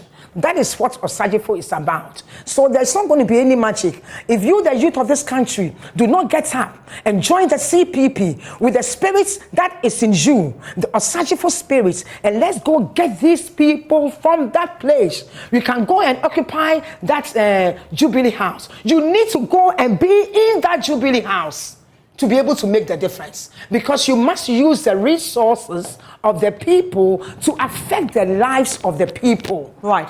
So interesting. So there are a few points to address here. When we talk about Dr. Kwame Nkrumah, and you talk about all the people who have tried, yourself, the party, Samia herself, she was representing you in Parliament, she lost her seat. I found out from her if she was hoping to go back to Parliament. She said yes. I asked on the ticket of the CPP. Now here's the answer she gave me. I know. What's the answer? I know. I wouldn't want to repeat. She believes that your party is not independent. She believes that, in fact, that whole concept of smaller parties aligning to either the NPP or NDC is actually not a lie. She is Samia. This is Samia. Okay? She belongs to your party. And she won with our party. She won on the ticket of your party. And she's the last person you would expect to leave the party her father started. But she doesn't believe it's still what it is. Is Alan Tramartin joining your party for election 2024? Before I answer that, let me say something. You are here in Ghana. I've been in the US and back. If you ask me, United States of America, UK, every place is much better looking than Ghana. So maybe we should close down Ghana. Maybe we should. Or we should have individuals who can also determine that God did not create me and make a mistake. And for that reason, I am going to come back to my country and contribute and do something and make sure that my children and my grandchildren have a better chance. That is a decision you make. CPP, yes, over the years, and I gave you a reason. I told you that before Samia came, CPP in the Fourth Republic joined NDC, and NDC took our steps. Samia had a choice. He had just come to the country. She has a good heart, like the father, but she did not understand the dynamics of the politics that we are seeing. I understand the dynamics of the politics. That is why I'm not saying everything. I'm telling you that we are going to the grassroots to make sure we have the legs, because we have the best stretch table, but there's nobody out there. The human beings there, the moment you do anything, they come out and the whole thing crumples. So unless you get the seats, the legs, nothing is going to happen. Samia won on our ticket. And Samia was one of the best people in parliament within her area. But did she reign again? No. Do you know why? Because when she stood, NDC people did everything against her and made sure that they brought people in and voted against Samia. You know, is Alan Tramartin joining CPP? I have no clue. However, if you ask me, Alan Tramartin is a very fine gentleman. CPP is organizing. CPP, by December, I would want you to call me here in December after we have finished with our base organization. And at that point, the story might be a little different. Does Alan Tramartin have plans of joining the CPP? Are you aware of that? None whatsoever. Has he spoken to you? Absolutely not. Are you aware if he's been speaking to Ivor Greenstreet? Ivor has told me not. So I have no clue where that information is coming. But here is the truth, though. Alan, as I keep telling you, is a fine gentleman. Does the CPP want to have Alan Tramartin? Plus more. We want to have Alan Tramartin. We want to have Ken Japan if he also feel like he's not being treated properly. We want to have anybody and all the other NDC, even and Dr. Dufo. We were expecting that he would come to us, because as long as CPP has the best policies for this country, there is no doubt about that. Next time, I would like to go through the policies with you. It is not by chance that we had over 400 factories within a very short time. It is not by chance that we had Akosombo and we also had the atomic energy because of vision.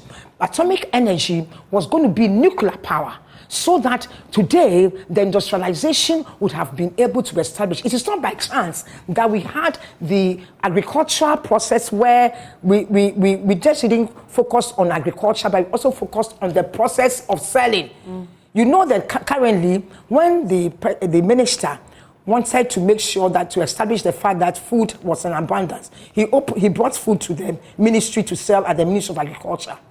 I don't want to mention his name, because I don't know, is he still in the race or he's not? He's still in the race. Yes, so let me leave it like that, because I don't want to be biased. But remember that's what happened. We already have a food distribution system in this country.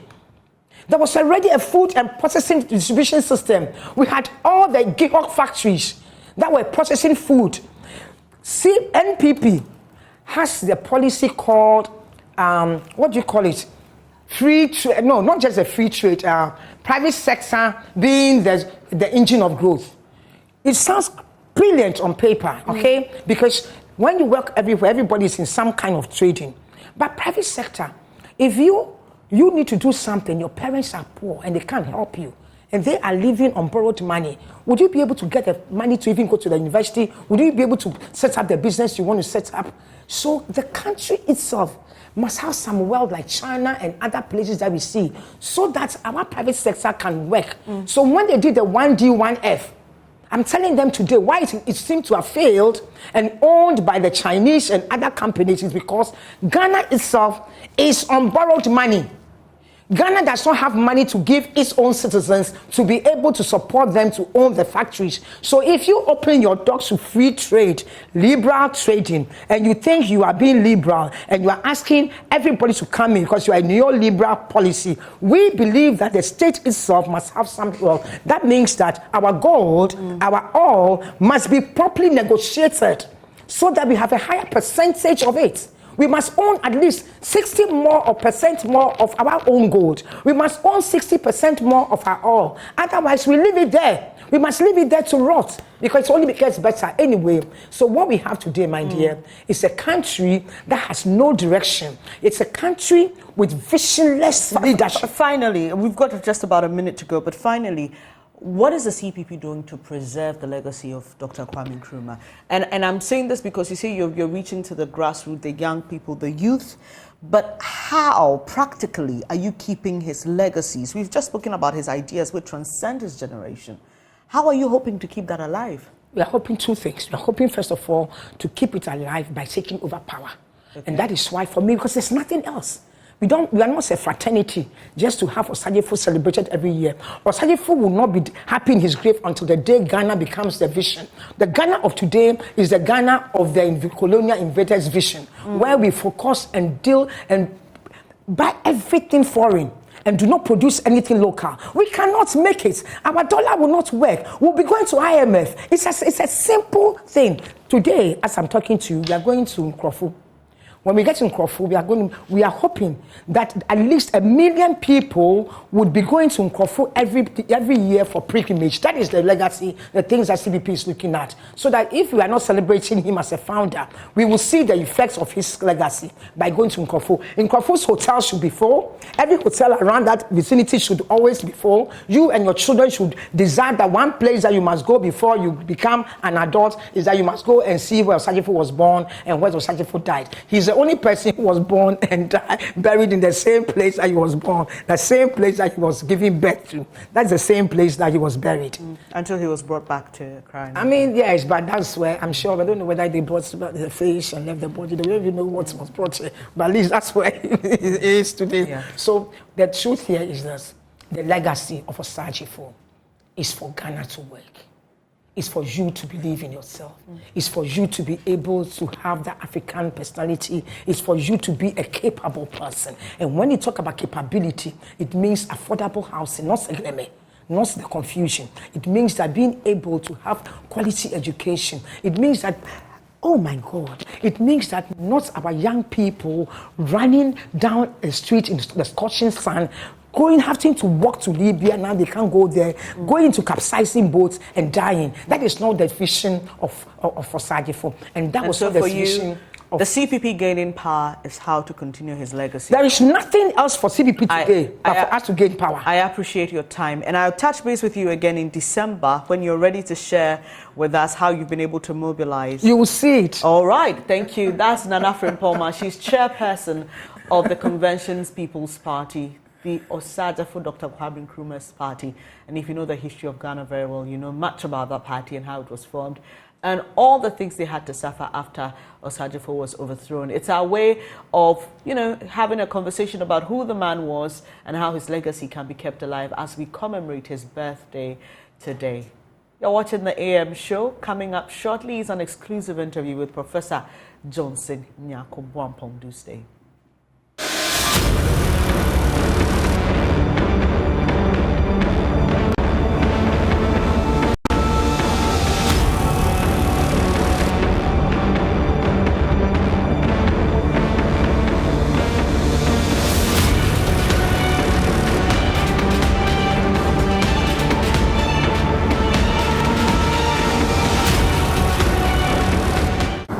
When you became Vice Chancellor, the first time you became Vice Chancellor, what did you come to read? What did you really come to read? Okay, so I was inducted into office 1st August 2020, and I succeeded Professor Joseph Gatampia. Prior to Professor Joseph Gatampia, many vice chancellors have led the University of Cape Coast. So I came to stand on the shoulders of the giants. They have worked so hard. You can remember Professor Adwoben, Professor Kupole, Professor Nana. These people have Professor Japan, who stabilized the University of Cape Coast at the time that we were facing challenges. So these people have worked so hard. So coming to the seat, I had people I was looking onto their achievements, and that motivated me to work harder. So far, the University of Cape Coast, as you all know, the top-ranked university in Ghana, not only in Ghana, West Africa, the 4th on the continent, and we are among the top 400 universities in the world. You see, and this was declared by Times Higher Education World University Ranking. And consistently, we started 2021, 2022, and then 2023, that is the one they are doing, and it will go into 2024. So being the Vice Chancellor, at the time this pronouncement was made, how did you feel at the time? I was humbled because I could see the pressure coming to me to maintain to maintain the university as a leading university in Ghana and beyond. So I was humbled and also more or less happy that behind my mind, on my mind, I knew it comes with great responsibility. What did you really set out to do when you became the Vice Chancellor, or when you wanted to become the Vice Chancellor? I'm sure something was on your mind, on your heart, to leave a legacy for the university. What was it? Yes, over the years I've been in this university. I'm an alumnus of this university. Fortunately, I also had the opportunity to study in the University of Ghana, and then also Kwame Nkrumah University of Science and Technology. So coming to UCC, I had more background information about all these universities, and I've experienced the life in all these universities. And I've also worked here, because at that time, almost 20 years at that time. So I had a lot of experience. I've worked with all these vice chancellors. In fact, I worked with Nana, Professor Nana, but affectionately called Nana. Yes. When it was during her time that I became the head of department, Professor Coop, and then also became the dean, worked under Professor Kupole, and also became a dean. I even had the opportunity to travel with Professor Kupole. I was learning on the job. And then Professor Gatampia, so I was also learning. So coming to this, I have observed the university for a long time, and the entire nation, having come across a lot of unemployed graduates. So right there is repositioning the University of Cape Coast as global hub of creative thinkers, offering demand-driven programs integrated with practical entrepreneurial courses, and then translating the product of our research products for sustainable development. So that was the vision. So the vision is actually to make sure that we train the students so that they can create their own jobs and therefore provide opportunity for others to get jobs to do. That's what we set out to do. But by doing that, we must set the infrastructure in place. And that is what we started trying to build upon what my predecessors did. If you look at what you were talking about, entrepreneurship, and the fact that so many of the students graduate from the university and then they roam the streets, and some didn't go ahead to form associations, unemployed associations. Yes. Were you informed by some of these? Yes, these were the things that motivated me. But it's a collective effort, not only by the universities, by the government. The university can create that mindset, train the students. If the framework, the economic framework is said that students cannot, if they graduate, they cannot put into practice, will not have done anything. So I was also happy when the government also said that they also want to support or create an environment for enterprise development. And so that's what, and in fact, we need it urgently. Looking at the number of our students who are the number of even Ghanaian, the youth who are doing this galamsey, destroying even the very environment, the nature, the forest and everything that we have, the water. We look at Pra. And so we ask ourselves, what are we doing? Because at the moment, look at the Pra River. So, and the Pra, I think even Cape Coast, we draw our water from Pra River. Yes. And then look at the river. It's so dirty. And then even the chemicals, no wonder understand these days we have increase in kidney diseases. You see, so as a nation, we are destroying ourselves slowly. I'm happy that you are a scientist and you know the implications of these chemicals that are used in mining these minerals. The consequential effect on our lives, on the lives of the unborn generation. Yes. I mean, it's too enormous if we, considering the effect of what is going to happen to us in the near future, for which I know it has even started, the country will suffer. If we don't have resources to be importing drugs, to be treating people, and even machines to be treating people. Because if we were to go to dialysis, a lot. And then looking at the huge population that we have. So as a nation, we need to work together. Because we have only one Ghana. And unfortunately for us, we need to show, Ghanaians, we need to show the leadership. Because our first president, at the eve of independence, helped other nations because he said that the independence of Ghana is meaningless unless it is linked with total liberation of African continent. And so, true to his word, he supported many countries to get independence. So even in economic development, other countries are looking up to us. Although we have not performed badly, by looking at the fact that we started first, we have been, I think we should be showing more improvement than what we have now. Let's come back to the partnership that you have formed. As a university, we are a global institution and we have to work with our strategic partners. So what we are doing is to ensure that we do collaborative research, exchange of students, exchange of faculty, making sure that we work together to help develop the entire world. Because it's through our research. If you remember, 2021, 2022, when we were first declared by the Times Higher Education University ranking as a top-ranked university, that year we were also declared as a first in terms of our research impact. So the very research we do here, when published, it's also accepted and people use it to either formulate policy, help come out with new products. So in fact, when we work with all these strategic partners, it helps us to produce very, very good research publications,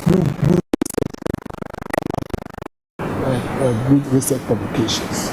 Let's look at Agri. I've had the opportunity of going to the School of Agri, and I stumbled on something that students who hitherto did not even have money to pay their school fees, pay their hostel fees, the university has instituted something where they giving them some parcels of land to develop, and then at the end of the month, I understand some even are paid up to like 4,000 Ghana cedis. About in terms of Agri and in terms of student development, what have you to say? Yes, we work closely together. That is the management, and especially with the Dean of School of Agriculture. And then students are given plots, we support them to grow vegetables, and then they sell. The university sells it and then give the money to them. This helps people, especially students who are more or less deprived to some extent, who do not have what it takes to continue their education here. So we have students in agriculture program that help the students. And so when we go to the school farm, and now we have also cleared another area that students are also using as their plots. And in fact, it also helps them. Even to do their own farming activities, they need to cultivate the habit from here. If you do it, if you practice it, then it becomes easy for you to do it when you are not in school. And that one will also help them to more or less be employed to some extent when they complete their university education. So that in that sense we are doing well. But one thing is that my predecessors, the former vice chancellors, also they were forward-looking to the extent that we were able to get about 430 acres of land at Wamaso. So when we also assume office, we've worked with them, and now we've gone through the process to get them documents from the Lands Commission, and we are working with the community. What we are doing is that we want to work with TOP plantation to clear about 100 acres. That would be for palm trees, and we use that one for research, so that we build a research center within that locality. And the university will also, working with them, clear about 50 acres for medicinal plants and 50 acres for other crops, because that area today do a lot of cocoa. So that is also another. So we are working on that, and it's also formed part of our entrepreneurial mindset, the entrepreneurial activities that we are doing. So that in doing that, students that are using it for their research, working on the farm, they will also cultivate that mindset, and they'll be able to work even when they have completed their programs here in the university. If you had the opportunity, would you recommend that we should go back to the basics by including agric as an area of study, so that it could prepare the minds of people, of the young ones, when they enter into the university? It becomes part and parcel of them. When we're growing up, we used to study that agric is the backbone of Ghana's economy. Do you think it's still the same? It's still the same, depending upon how you look at it. We have many things that we can get from agriculture, even the cocoa. We are the leading, at a point we were the leading producer of cocoa. And in terms of the quality, even though this time we are not the leading, the quality of cocoa products that come from Ghana is the best. So even that one alone, we can get a lot of money. Apart from that, crops, vegetables. From here to London, not far, to the Dubai, another, not far. If we are engaged in huge commercial farming, that will also provide opportunity for people to get job to do. And so if we are able to look at our land issues, and then we are able to go into large-scale farming, especially when we travel to the north, you see the topography of the land. One time I had the opportunity to visit Israel, and if you look at Israel, the desert, and these people are doing farming, and you can go to export food to Europe and other places, and you come back to Ghana, and the land, everywhere you go, the land is fertile. So even if we concentrate on agriculture alone, that would also be better off. And so we will not even destroy our rivers to get good. Even agriculture alone, and that one we don't destroy it, although if we do it well, we may not. Within a very short, small area, we can get a lot of product yield from it, and that will not cover the entire length of the country to clear all the vegetation. Agriculture can help us, but because people when people go into agriculture, and at the end of the day, they don't get their products onto the market. It becomes difficult. The next time, if they went for a loan to do that project, and at the end of the day, they are not able to pay for the loan, the following year, they will not go into agriculture again. So if other things are put in place. So talking about agriculture also means that we should have good roads, good irrigation system, other communication systems should also work. And in fact, this time they even apply technology. Where we visited in Israel, at a point they have this drone. It moved to the site and bring information as to whether the crops are doing well, and if they are not doing well, they are able to tell what is going wrong. And those in the center controlling the activities will be able to determine what is going wrong, and they can do the corrections. So it reduces the physical activity, and it's able to improve agriculture. So I think agriculture alone can support us, but it also means that we can feed ourselves. We are buying a lot of rice. So quite recently, when we had a collaboration with Jospon, and we are even about coming. Yes. Well, Jospon is trying to do large-scale farming, and that they wanted products that would be high-yielding and disease-resistant. And so they have partnered with the University of Cape Coast, and we are doing that. Professor Ate has been seconded, more or less seconded to them, to be helping liaison between the university and then the Jospon group of companies to ensure that we are able to undertake this project. If we do that, students will learn on the job, and then many people will get job to do. And that by doing that, we also reduce, if we get good yield, we will be able to reduce import of rice. And so the little reserve that we have could be used for other things. So I think agriculture, even that alone, should be able to support the country. It's part of the vision.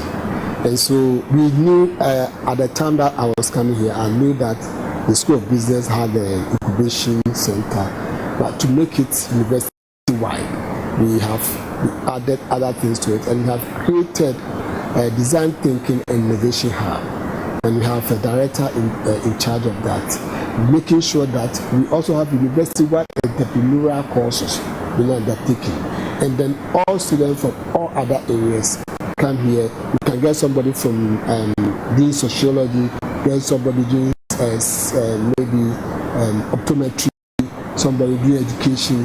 They form group, and then they come up with plans.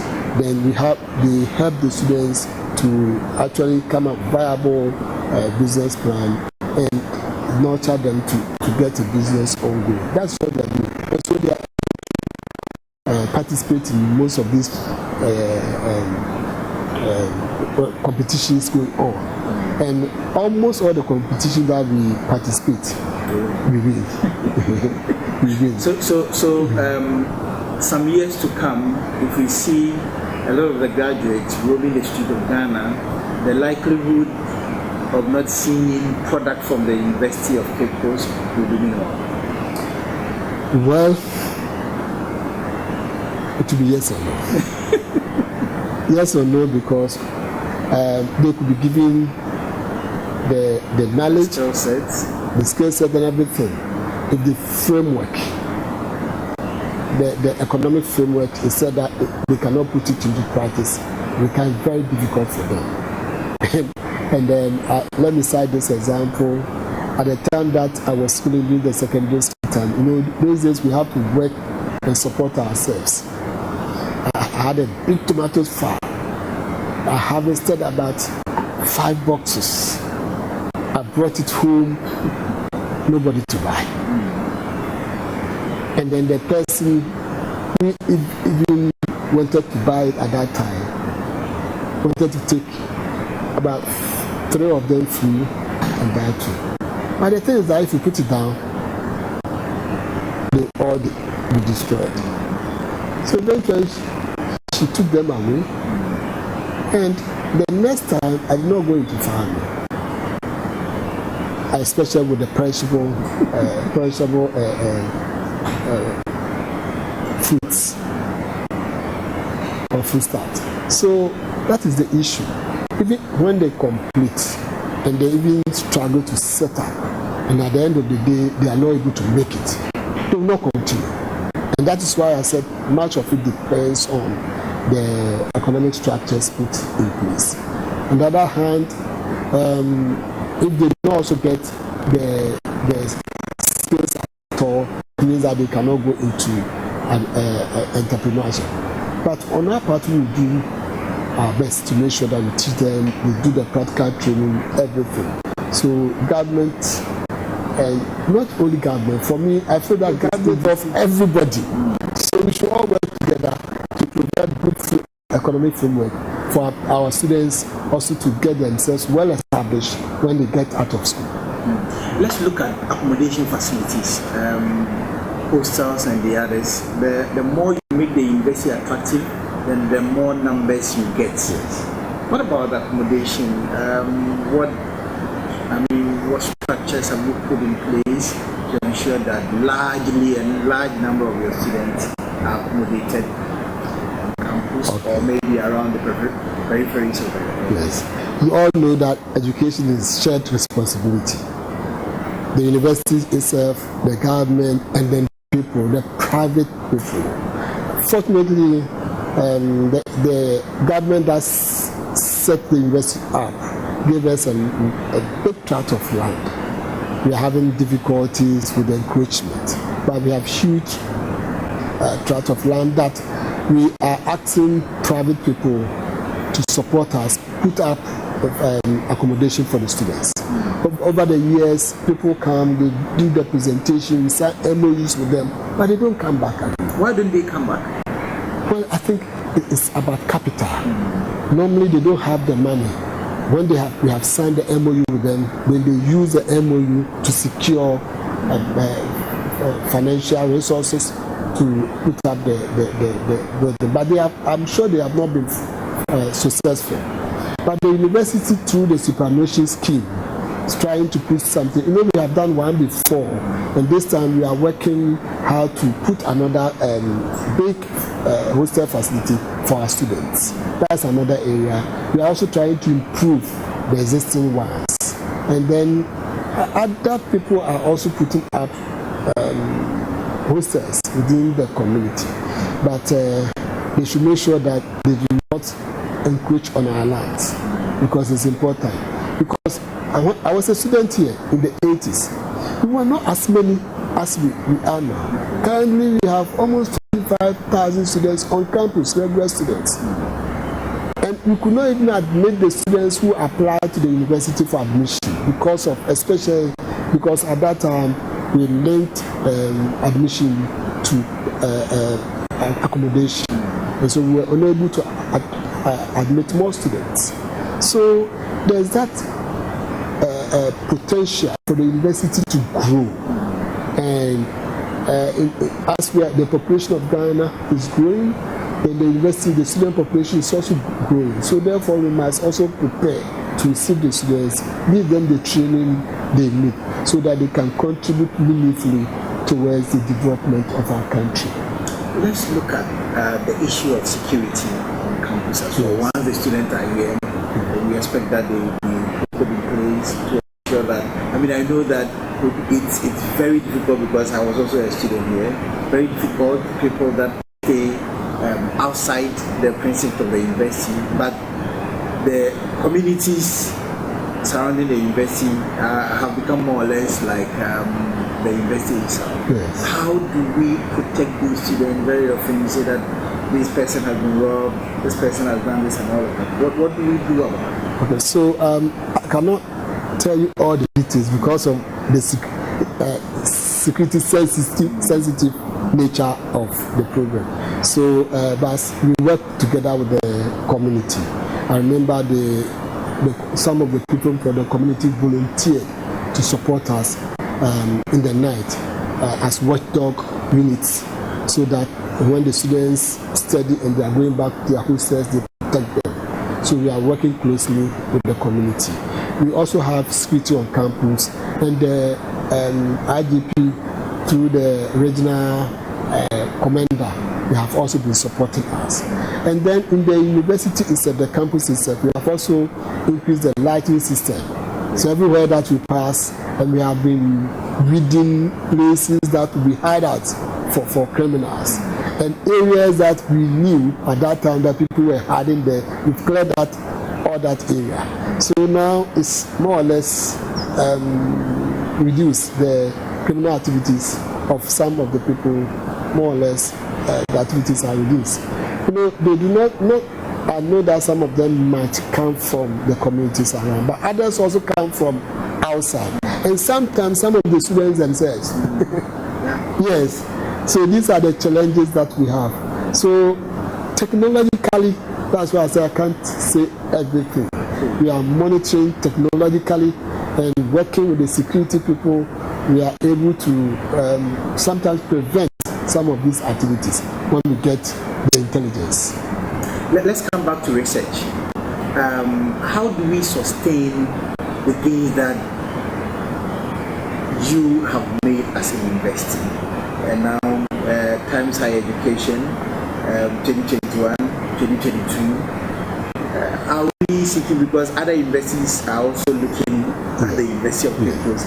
They are looking forward to beating the University of Cape Coast. So they are seen as the number one in Ghana, number one in West Africa, fourth in Africa, and then globally how you were placed. What mechanisms have you put in place to ensure that the University of Cape Coast becomes number one still? Yes. The University of Cape Coast is not also not complacent about the achievement. We are working so hard to maintain our lead, and therefore we have increased our financial contribution towards research. That central administration give to the Directorate of Research, Innovation and Consultancy. So then they call for projects, they advertise, then people write proposals, they go through and award people grant for research. But I know that is not enough. The Drake University through the Directorate is training, building the capacity of the young lecturers and even those who are in the system for a very long time to be able to write competitive projects so that they can get money for research. Besides, the university is also trying to put the infrastructure, research infrastructure in place. We have, but we are improving upon it. So when you go, you were a student here at that time. You saw that building, the science annex. More than 15 years now, we were unable to. And now, we've completed. We are doing the landscaping. The last time I met all the faculty in the College of Agriculture and Natural Sciences. That is the college that has the large number of professors. So we told them that the university would complete the project, but they are also expected to work hard to get grants so that they can equip the labs. So now that we have completed the lab, we want them to work harder to get money to equip the labs, and so that we can do more research. We've done that one. The second thing is that lecturers should also be comfortable to be able to stay there in the office for a very long time to work on their papers. But now we go to the offices and we have about 3 professors sharing one office. And that was the issue UTAG was all the time complaining about. By God's grace, we've been able to get the projects started. And now, I think it's on the 3rd floor, we are constructing about 120 offices for academic staff. So that and when it is completed, they will get their offices and they can stay longer and work. Not only that, in the College of Health and Allied Sciences, we are also putting a structure in place, having about 12 laboratories with offices.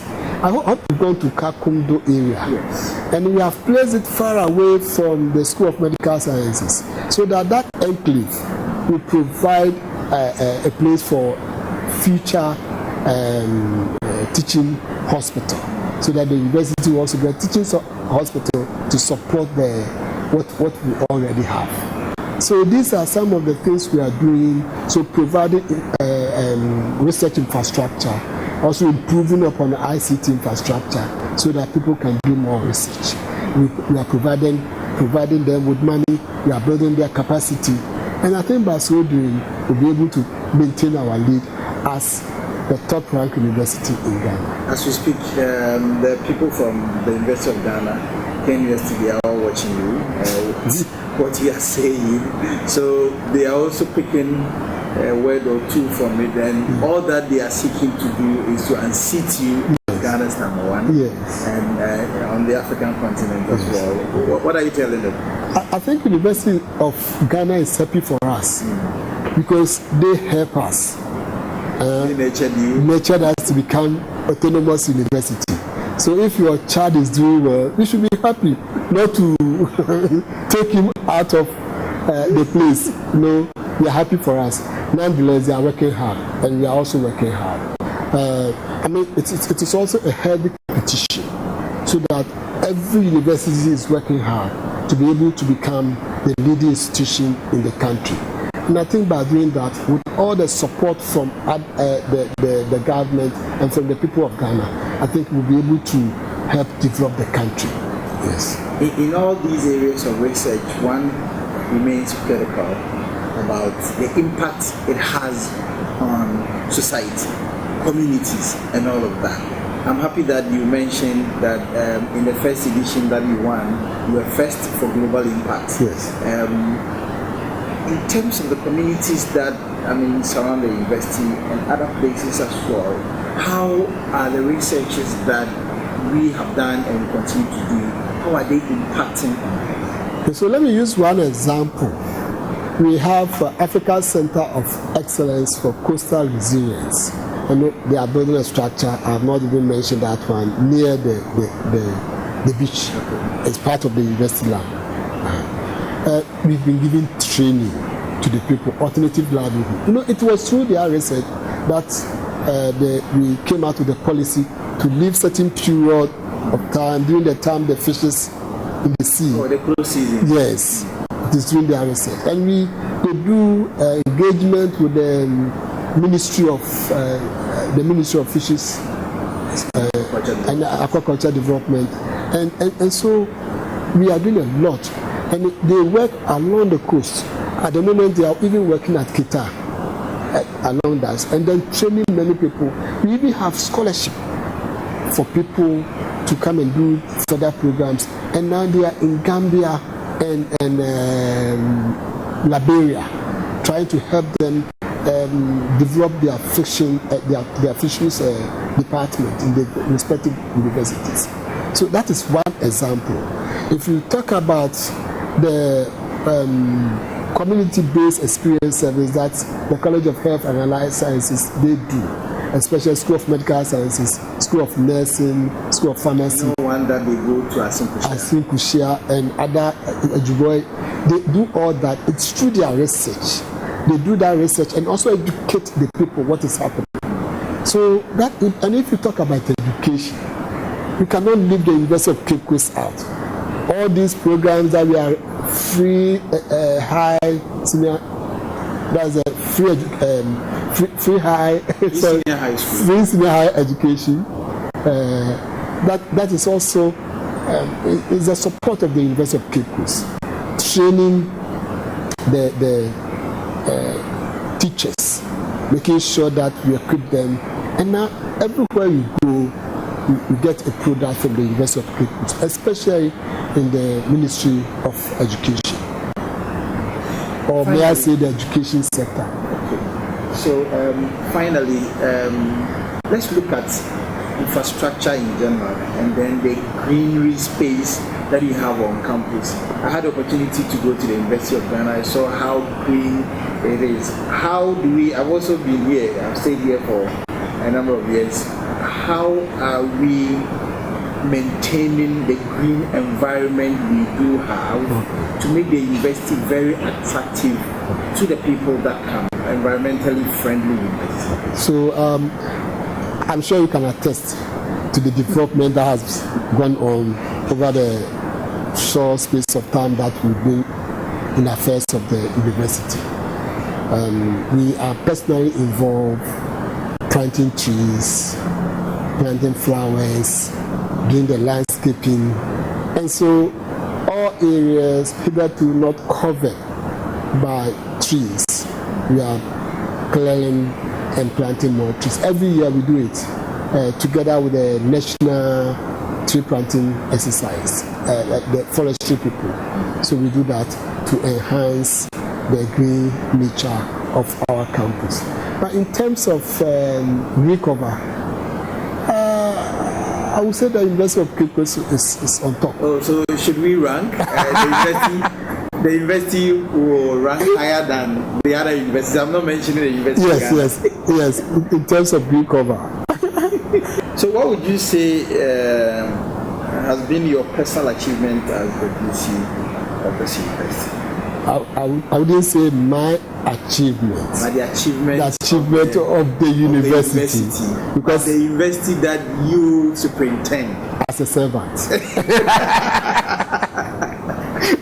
As a servant. Because you are the chief executive officer of this university. Yes. And so if gains have been made, yes, you led. Yes. So when we talk about Free Senior High School, yes, Anakufo-Addo will say that yes, it is all of us, but I spearheaded the Free Senior High School. Okay. So to that extent, that is why I'm asking you that. Okay. So I led the university to continue the work that my predecessors have done to be able to become the top-ranked university in Ghana and all that achievement.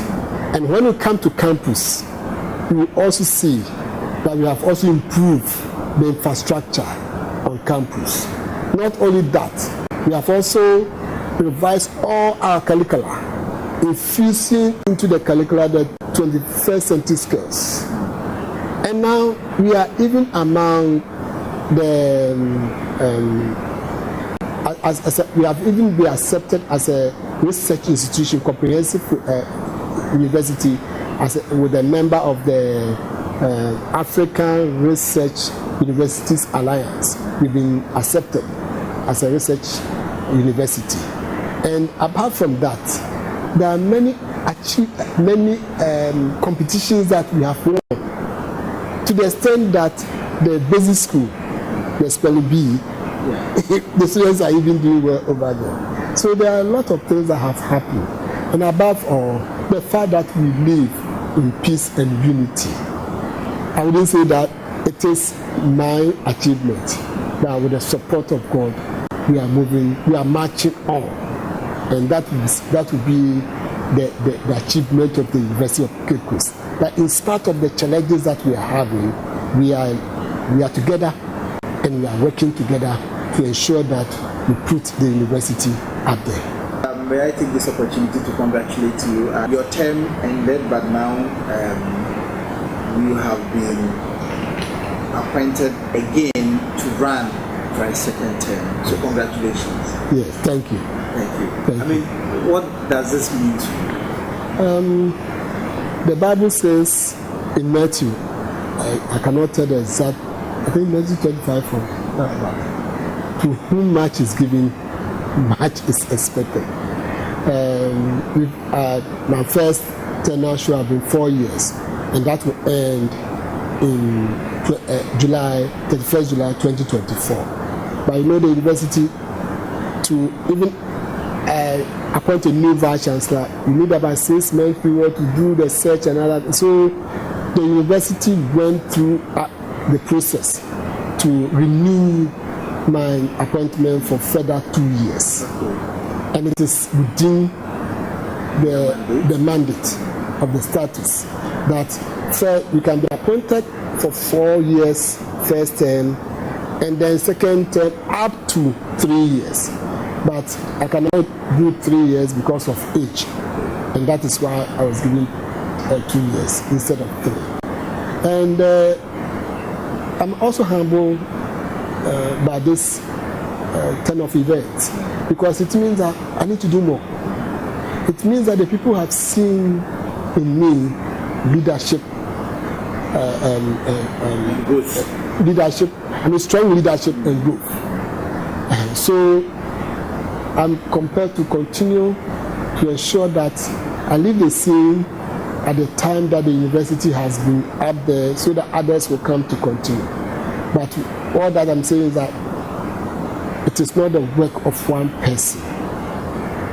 The management of the university, the pro-vice chancellor, the registrar, the director of finance, the human resource, and even the students, because the students are also supportive to the extent that they undertake projects. If you look at the gates, we are moving the gate from where it is within the highway. If they want to expand the road, it will affect our gate. The students are helping us to put up that structure, a new gate, bus terminals. So the students are also supporting us. And that's why I said that in unity, there's nothing that we cannot do. The Bible, when the people were together, they were building the tower. God saw that he did not disperse them. At that time, they could do things that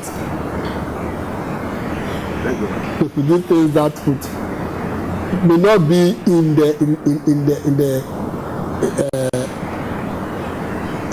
the creation of things. Let me put it that way. So God confused them. So it means that when people are together, there are a lot of things that we can do. And that is all that I'm asking for.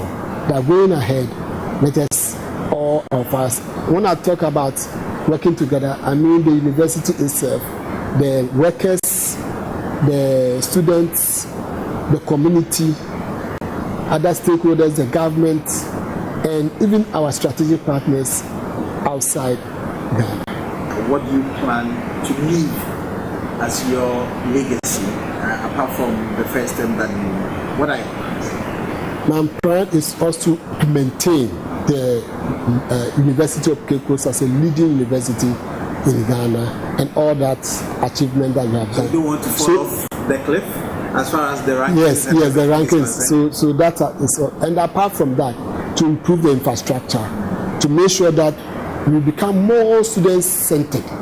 If you look at what we are doing now, we want to create an environment that students will come to the university, and at the time that they are leaving, they would have learned a lot apart from the academic work.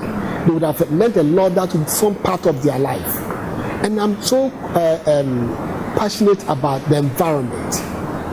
The environment. It's so sad that we are more or less being engulfed.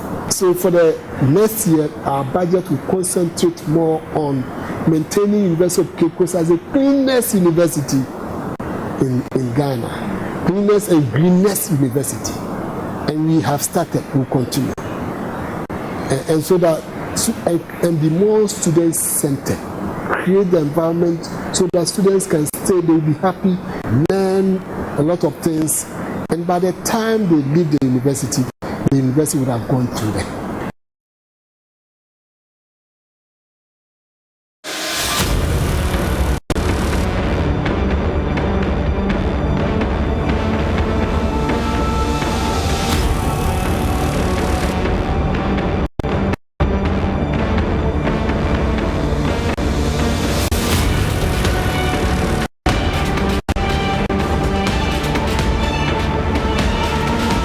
Thank you so much for your time on the AM show. Hope you've been enjoying the show. I have been enjoying it. And here at Joy News, we are all about making impact and making a difference in the lives of all of you, and especially those who are underprivileged. And this morning, I've been joined by the Ring Road Central Rotary Club.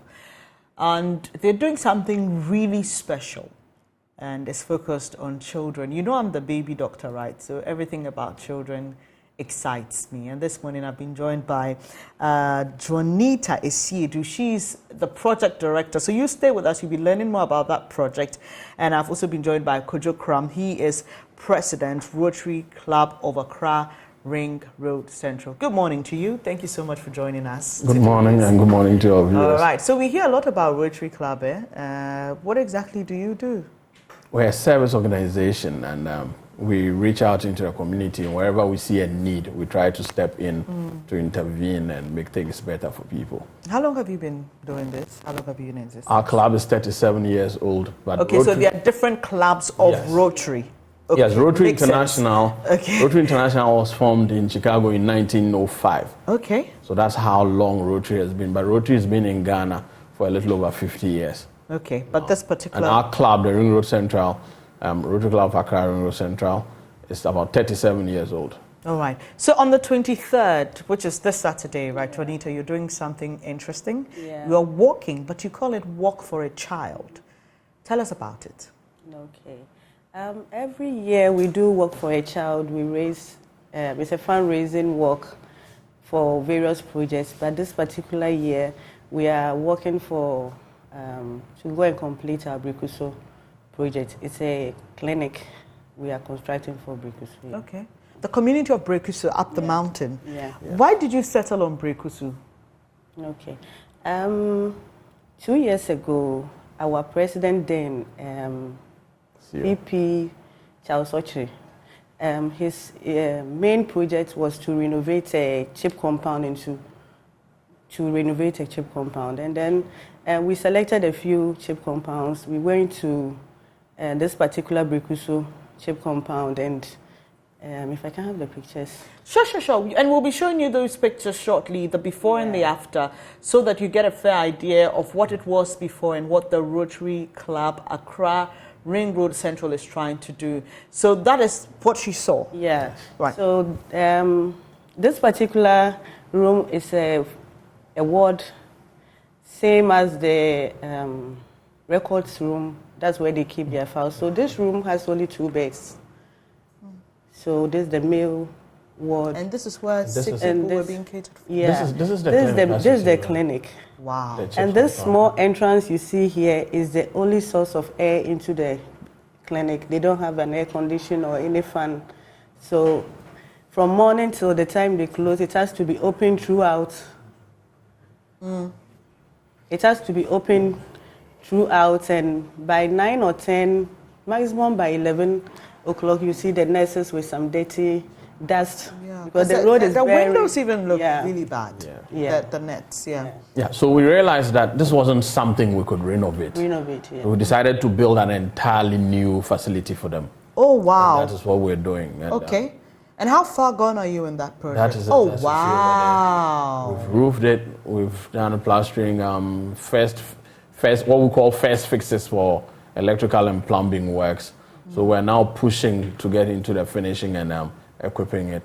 We hope to get this up and running by the end of our Rotary year, which ends on 30th June 2024. Okay, so this is Walk for a Child, but this project is bigger than a child. I mean, because you're looking at an entire community benefiting from this clinic. This is amazing. How long have you? I mean, how many years have you been doing this project? This started in 2021. Okay. And this is where we are now. It's a project that we envisage is going to cost us about 1.8 million cedis. We've spent, including furnishings? No. Or just the building? To complete the building. Okay. And then we are sourcing hospital equipment from different sources. Okay. Yes. But to get a structure done with at least basic windows, chairs, desks, and things, we're looking at 1.8 million cedis.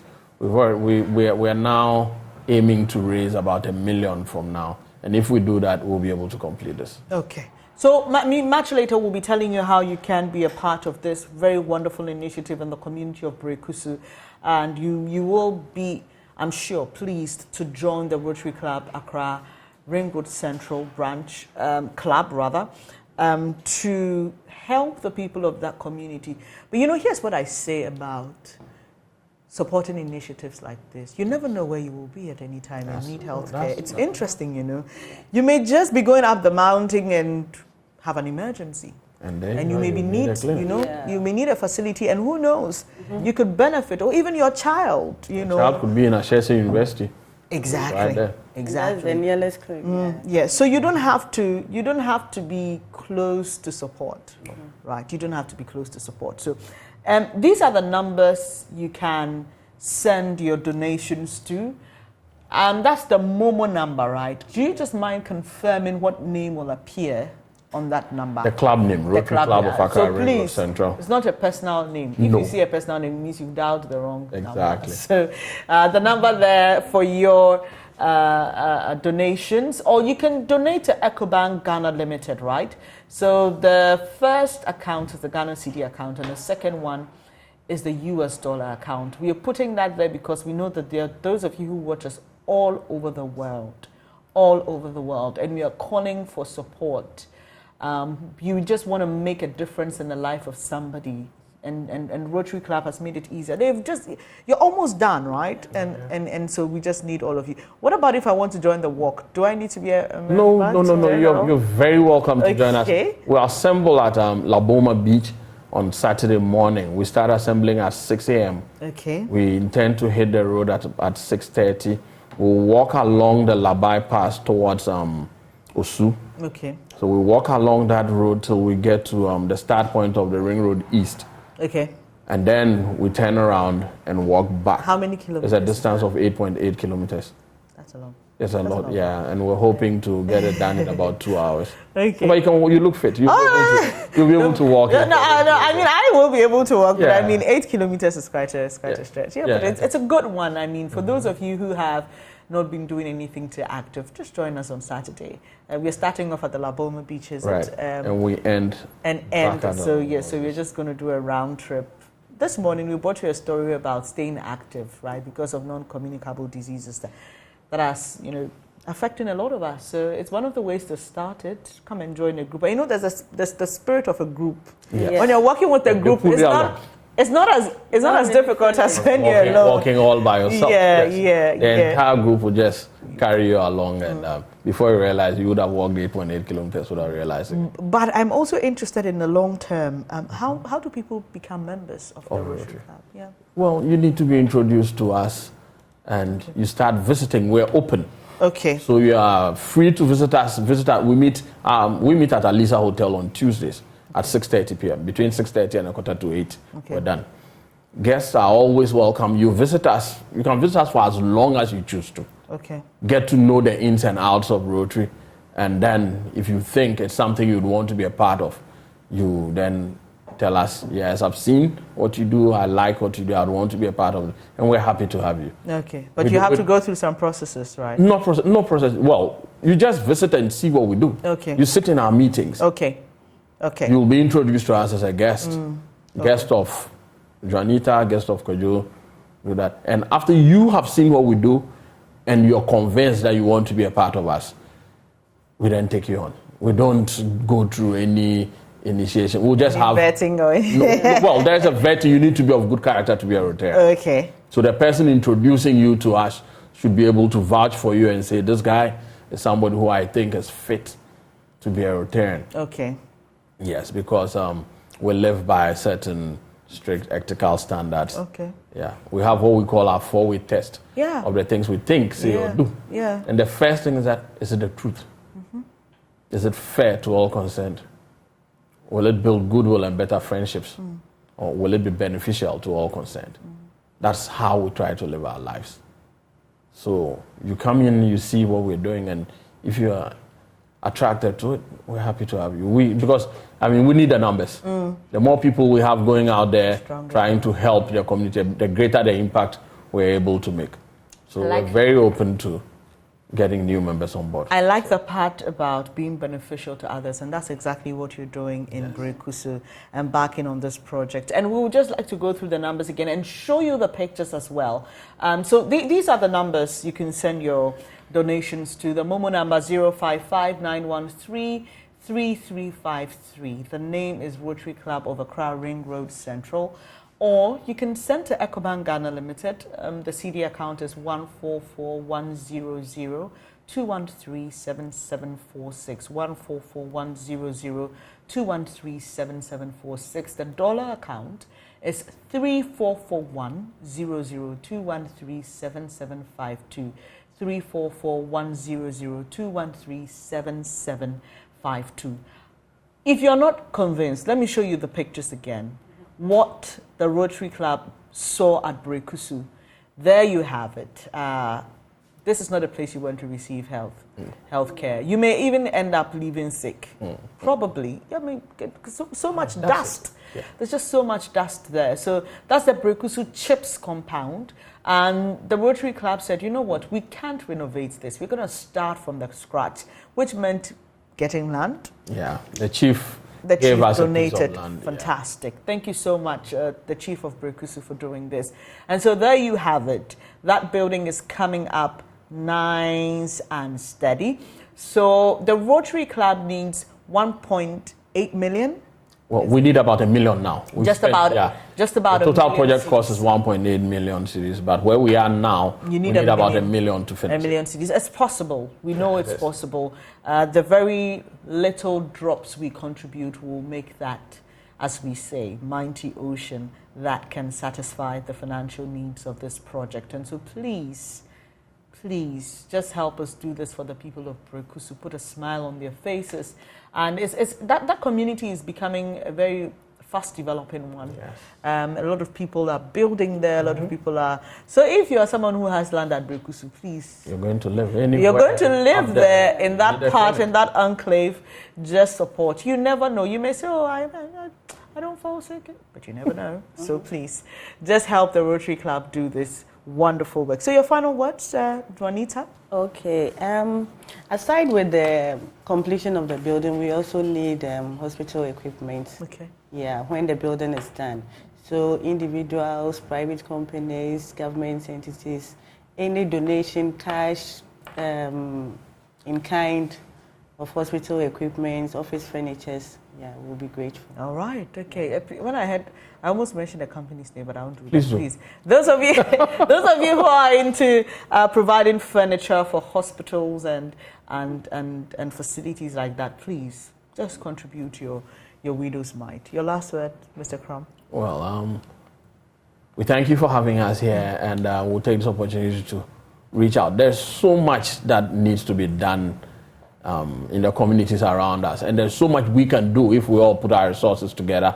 We all contribute the little that we can. So at this point, I'd appeal to anybody listening to us now to dip into their pockets, give what they can, no matter how small, no matter how big. We're happy to receive anything. And I'd like to assure our donors that in Rotary, we do not spend money spent for projects on administrative expenses, no.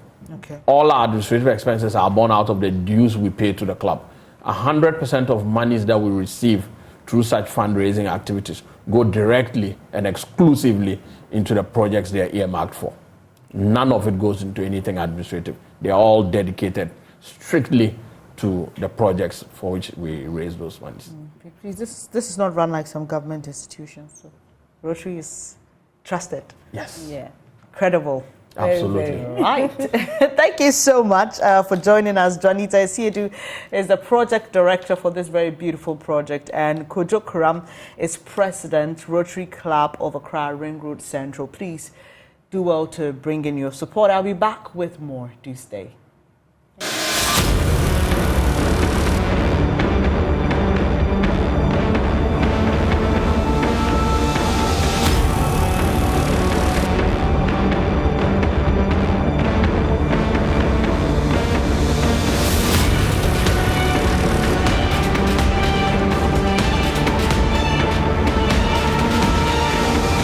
It's 20 minutes to the top of the hour. Thank you for staying on the AM show with me, Bernice Abubedulan. So today is Kwame Nkrumah Memorial Day. It's his birthday. Initially, it was known as Founders Day, but you know, this government made some changes. Some have call that unfair. Some say that it's not a true reflection of history. I don't know what you make of it. But as we commemorate the day, we've been looking back to his legacy. And earlier I spoke to the chairperson of the Convention People's Party, that's the party Dr. Nkrumah founded, on how they're hoping to keep his legacy alive and for her winning power and taking this country to the point that Nkrumah envisaged is the surest way to keep his legacy alive. But it's not only the day we are remembering Dr. Nkrumah, it's also the day that Democracy Hub decided to protest, to begin a 3-day protest of economic challenges in the country. They were hoping to picket the Jubilee House, but we know that the police asked them to hold on with that particular one. My colleague Maxwell Agbagba has been to where they massed up this morning. Scores of them were arrested. The police called that gathering an illegal one, and Maxwell Agbagba has been there, and here's what he's been witnessing. Maxwell, what can you report? The protesters who were converging here. Remember that yesterday the Ghana Police Service put out a notice saying that they filed a court process that stops or prevents the organizers from going ahead with their demonstration. The organizers had said that they had not been officially served with those court processes, but the Ghana Police Service said it served them through their lawyers. So nothing really is happening here at the 37 Trotro station, which is supposed to be the starting point for the protest. But I have two gentlemen here with me who arrived here, who wanted to take part in the protest. Let's speak to them. Let's find out from them what it is like for them at this point. Hi, sir. What's your name? My name is Oswald Kabute. Oswald Kabute. Yes. Okay, you were coming to take part in this protest. Yes. And you heard what happened to your colleagues. I heard they have been arrested, but that will not stop me from coming. I was late. I was standing in a circle for like close to 30 minutes, and there was no car coming towards this side. Yes. I can see the passion with which you speak it. Tell me, why are you here to take part in this protest? I'm here to take part in this protest because our future is at stake. Look at the way the country is being run. The borrowing is just anyhow, and you are not seeing what the effect of the borrowing. The youth are suffering. The youth are dying. When you go to what? The airport, the place is always full. People are packing out. Why? Because there is no future for them here. And I want future for those in the country. I want future for my friends. I want future for my family. I want future for my children. I want future for my children's children. Ghana is for ours. We don't have to go to Europe and America to go and survive. You can survive in Ghana. How are you going to survive in Ghana? By our leaders giving us a better Ghana. The promise is that Ghana beyond aid. Is that what you are seeing? Is that what you are seeing? This to you, who is sitting at home, what are you seeing? You are suffering. Let him come. I see another. You also coming here to protest? Okay, I'll come back to you shortly. But you've heard that your colleagues have been arrested. So why are you here? No. Come. Yeah. Oh, even if one person has been arrested, even if one person is even left, that one person will go. In as much as democracy is concerned, what matters the most is there is no definition for democracy, because the white man who brought the democracy has never defined it. But in as much as I am a human being, democracy leads me to freedom. It leads me to peace. So in as much as we don't hold arms, we are not armed, and anybody arresting anybody, that means that that person who has sent anybody to arrest anybody is a dictator. I'm a Pan-Africanist. My forefathers who formed the NPP in 1954. If anybody told you that the NPP was formed in 1992, tell that person he's a liar.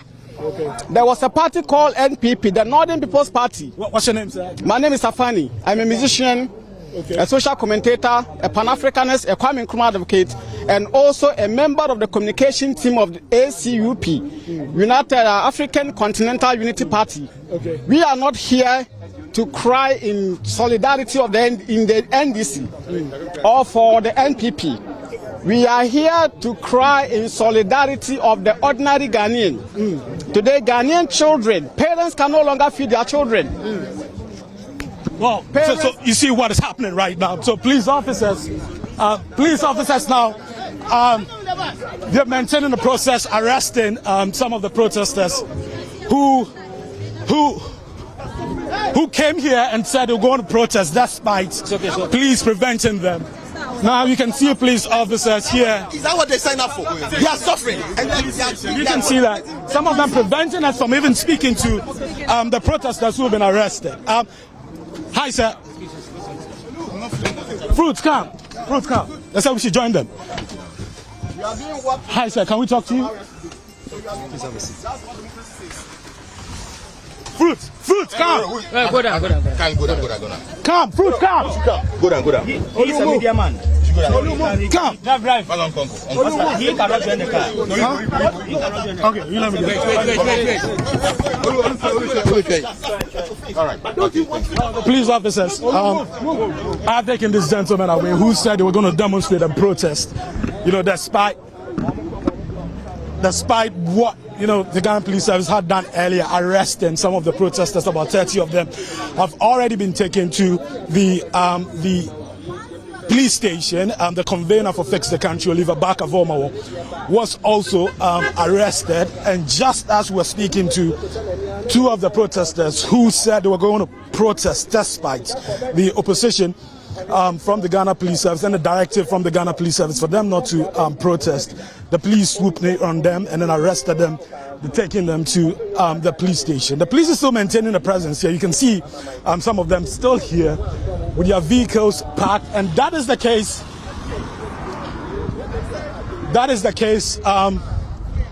All through the principal streets when you come into the 37 military trotro station, the 37 trotro station, I should say, which was supposed to be the starting point or the converging point for the protest that was going to take place. You can see about 50 meters away also some police officers also still, stationed there, still keeping a presence, ensuring that the demonstration does not even start in the first place. But I have some media colleagues here who witnessed, what happened during the first arrest of the over 30 people who had assembled here. Let me speak to one of my colleagues, Samuel Moore. Samuel, you were here, you saw what happened. Can you tell us what happened? Yeah, so basically we were here very early in the morning, and about 15 or to 20 protesters were here. I don't know, maybe not 15 or but along that lines. There weren't so much. They were now trying to put themselves in order and see whether they could start. So they were sharing the Ghana flag, red colors and all. And suddenly we saw horses coming in. Then police who were not in uniform started also coming in gradually. Before we realized, arrest them, arrest this one, arrest this. And they just put all of them up in a car and they took them away. And some of us too, who were also around, media people, they tried arresting us, but later they saw our branding and stuff. They left us. Some of us too were trying to get some shots and all, but they impeded us from getting some of the shots that we wanted to get. Yeah. Interesting. And as you saw right now, if you're coming here and you are in black and you are in red and you start talking to them, and unfortunately I'm in all black. You're very lucky. I'm sure maybe the microphone saved me. But you see, you're almost whisked away. Yeah. Why? Because they felt you're also part of them. The microphone is my saving grace, perhaps. I think so. So that's how it's been. Okay. Yeah. Well, so that is the situation here at the 37 Trotro station, which was supposed to be the converging point for today's protest. All the way through the principal street in front of the Jubilee House to this place in front of Christ the King. Scores of police officers in route control gear, many of them armed to the teeth, are stationed there, ensuring that the demonstration does not even begin in the first place. The protest does not even start in the first place. We've seen crowd control vehicles. We've seen some of them stationed right in front of the Jubilee House, keeping a presence there and ensuring that the protest does not start. Reporting for Joy News, Maxwell Agbagba.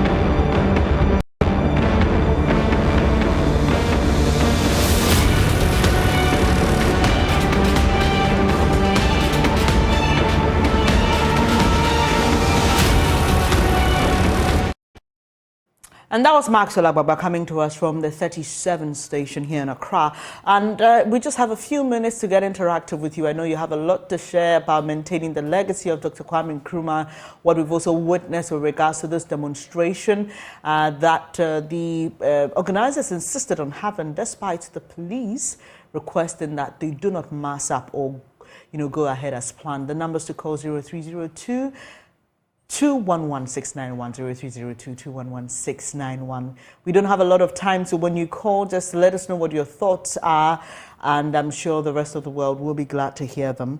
But today we've been talking about the legacy of Dr. Kwame Nkrumah. What comes to your mind when you think about him? We've heard from two of his children, Sekou and Samia, who have points of disagreement when it comes to what exactly his legacy is. But it also tells you about who the man was and, how perspectives differ on who he was, his vision for the country, what he ended up doing, and not only for the country, but his African vision to see Africa united. We have a first caller from Salaga. Is it Wahid? Hello, let's hear you, please. Saeed. Oh, too bad we lost Saeed. I'm so sorry. Please call us back if you can. If not, we will take a few more calls. And we'll be wrapping it up here on the AM show. 0302-211-691 is the number to call. But like I was saying, much earlier I spoke to chairperson of the CPP, and for her, the surest way to keeping the legacy of Dr. Kwame Nkrumah alive is to win power. That's the CPP. We have a caller from Old Barrier. I didn't get your name clearly, but let's know what your thoughts are. Love it. Hello. Right. Yeah. Let's hear your thoughts, please. Today is Kwame Nkrumah's birthday, but the whole thing is Ghana. We have a little problem. The problem that we have, we are not unity. If we are unity, by now Ghana must look like Dubai, or even we citizens feeding is suffering. Look at today. We can't even buy any Kwame Nkrumah Ghana. Oh no. I don't think Ghana. I think if God is creating the world again, I think Africa, the word Africa will not be part of the world unless God is again. Because we have negative mind. Everybody is trying to make money without even caring about his brother or taking care of his brother. Nobody cares. Ghana is something like nobody cares. Whether you die, whatever you happen to you, nobody cares. So everything coming like today, look, food city that we have coming on it is no more because of jealousy or whatever. I don't know. Maybe I don't know. Right.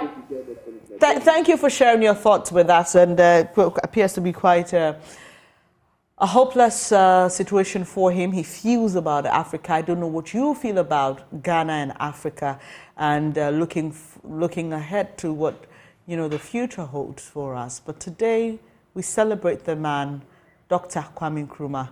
Nanaya is calling us from Kumasi. Hello, Nanaya. How is Kumasi? Not bad. What are your thoughts? Please share them with us. Okay. Today is the holiday for we're just remembering our past president, that is Dr. Kwame Nkrumah. But then I'm also concerned about what is happening today. You see, there are rules and regulations for the protest. I remember there was a letter who came yesterday that the police people said they are not allowed to protest today. I mean, it's very simple. And if you're not allowed to protest today, why do you have to waste your time? Listen, we're in a world where we need to understand certain terms and then move ahead. You understand me? Going there, the fact that letter came out, the probability of arresting you people was 99%. So why do you even have to wait? Because the stress you're going through. Just imagine what happened. I was just on the TV, and then just imagine what happened. I mean, your reporter was even he was attempted to be picked up from the same place. Because why do you have to waste that time? See, they said they're not going to allow you to do that thing. Just forget about that, and just go away. Go and do whatever you want to do. It's better for you to stay home. Right. You see the stress you're going to go through before you've been arrested, before you're released from the police station. Thank you. Thank you for sharing your thoughts, Nanaya. I'll have one more call. I have just a little bit of time to squeeze in one last call. and then we'll call it a day here on the AM show. But you know, this is your most credible news source. We'll be bringing you much more in subsequent bulletins. News desk begins right after the AM show at 10 a.m. So you just want to stay for that. We'll bring you more insights and more angles to this developing story on the arrest of some people who masked up at the 37 lorry station. Our last caller is Thomas from Wa. Hello, Thomas. Let's hear you, please. Yes. Good morning, my sister. Good morning. I have a problem with us as Ghanaians. We are not patriotic. We feel that everything each other wants, that's what he does. You were told that you shouldn't demonstrate today. Is it that they just want to become popular in Ghana? If we don't take the law into our own hands, the seat of government, people decided they want to go and occupy the seat of government, and we are happy, and the media is happy, and we are covering it. Let's try to understand certain things. It is a security zone. People should, yes, Ghana, things are not easy. We are all suffering. We understand. But we should be able to understand that it's not everything that people should just wake up and say, this is what I want to do. Thank you so much for your time. And I'm calling from Upper East, not down. Upper East, rather. Thank you so much. And that's how we wrap up this edition of the AM show. Thanks for your company. There's more news when you log on to myjoyonline.com. But stay on. Aisha Ibrahim is coming up shortly with the very latest in terms of news and news analysis. I'm Bernice Abubedulan. So enjoy the rest of your holiday and take care.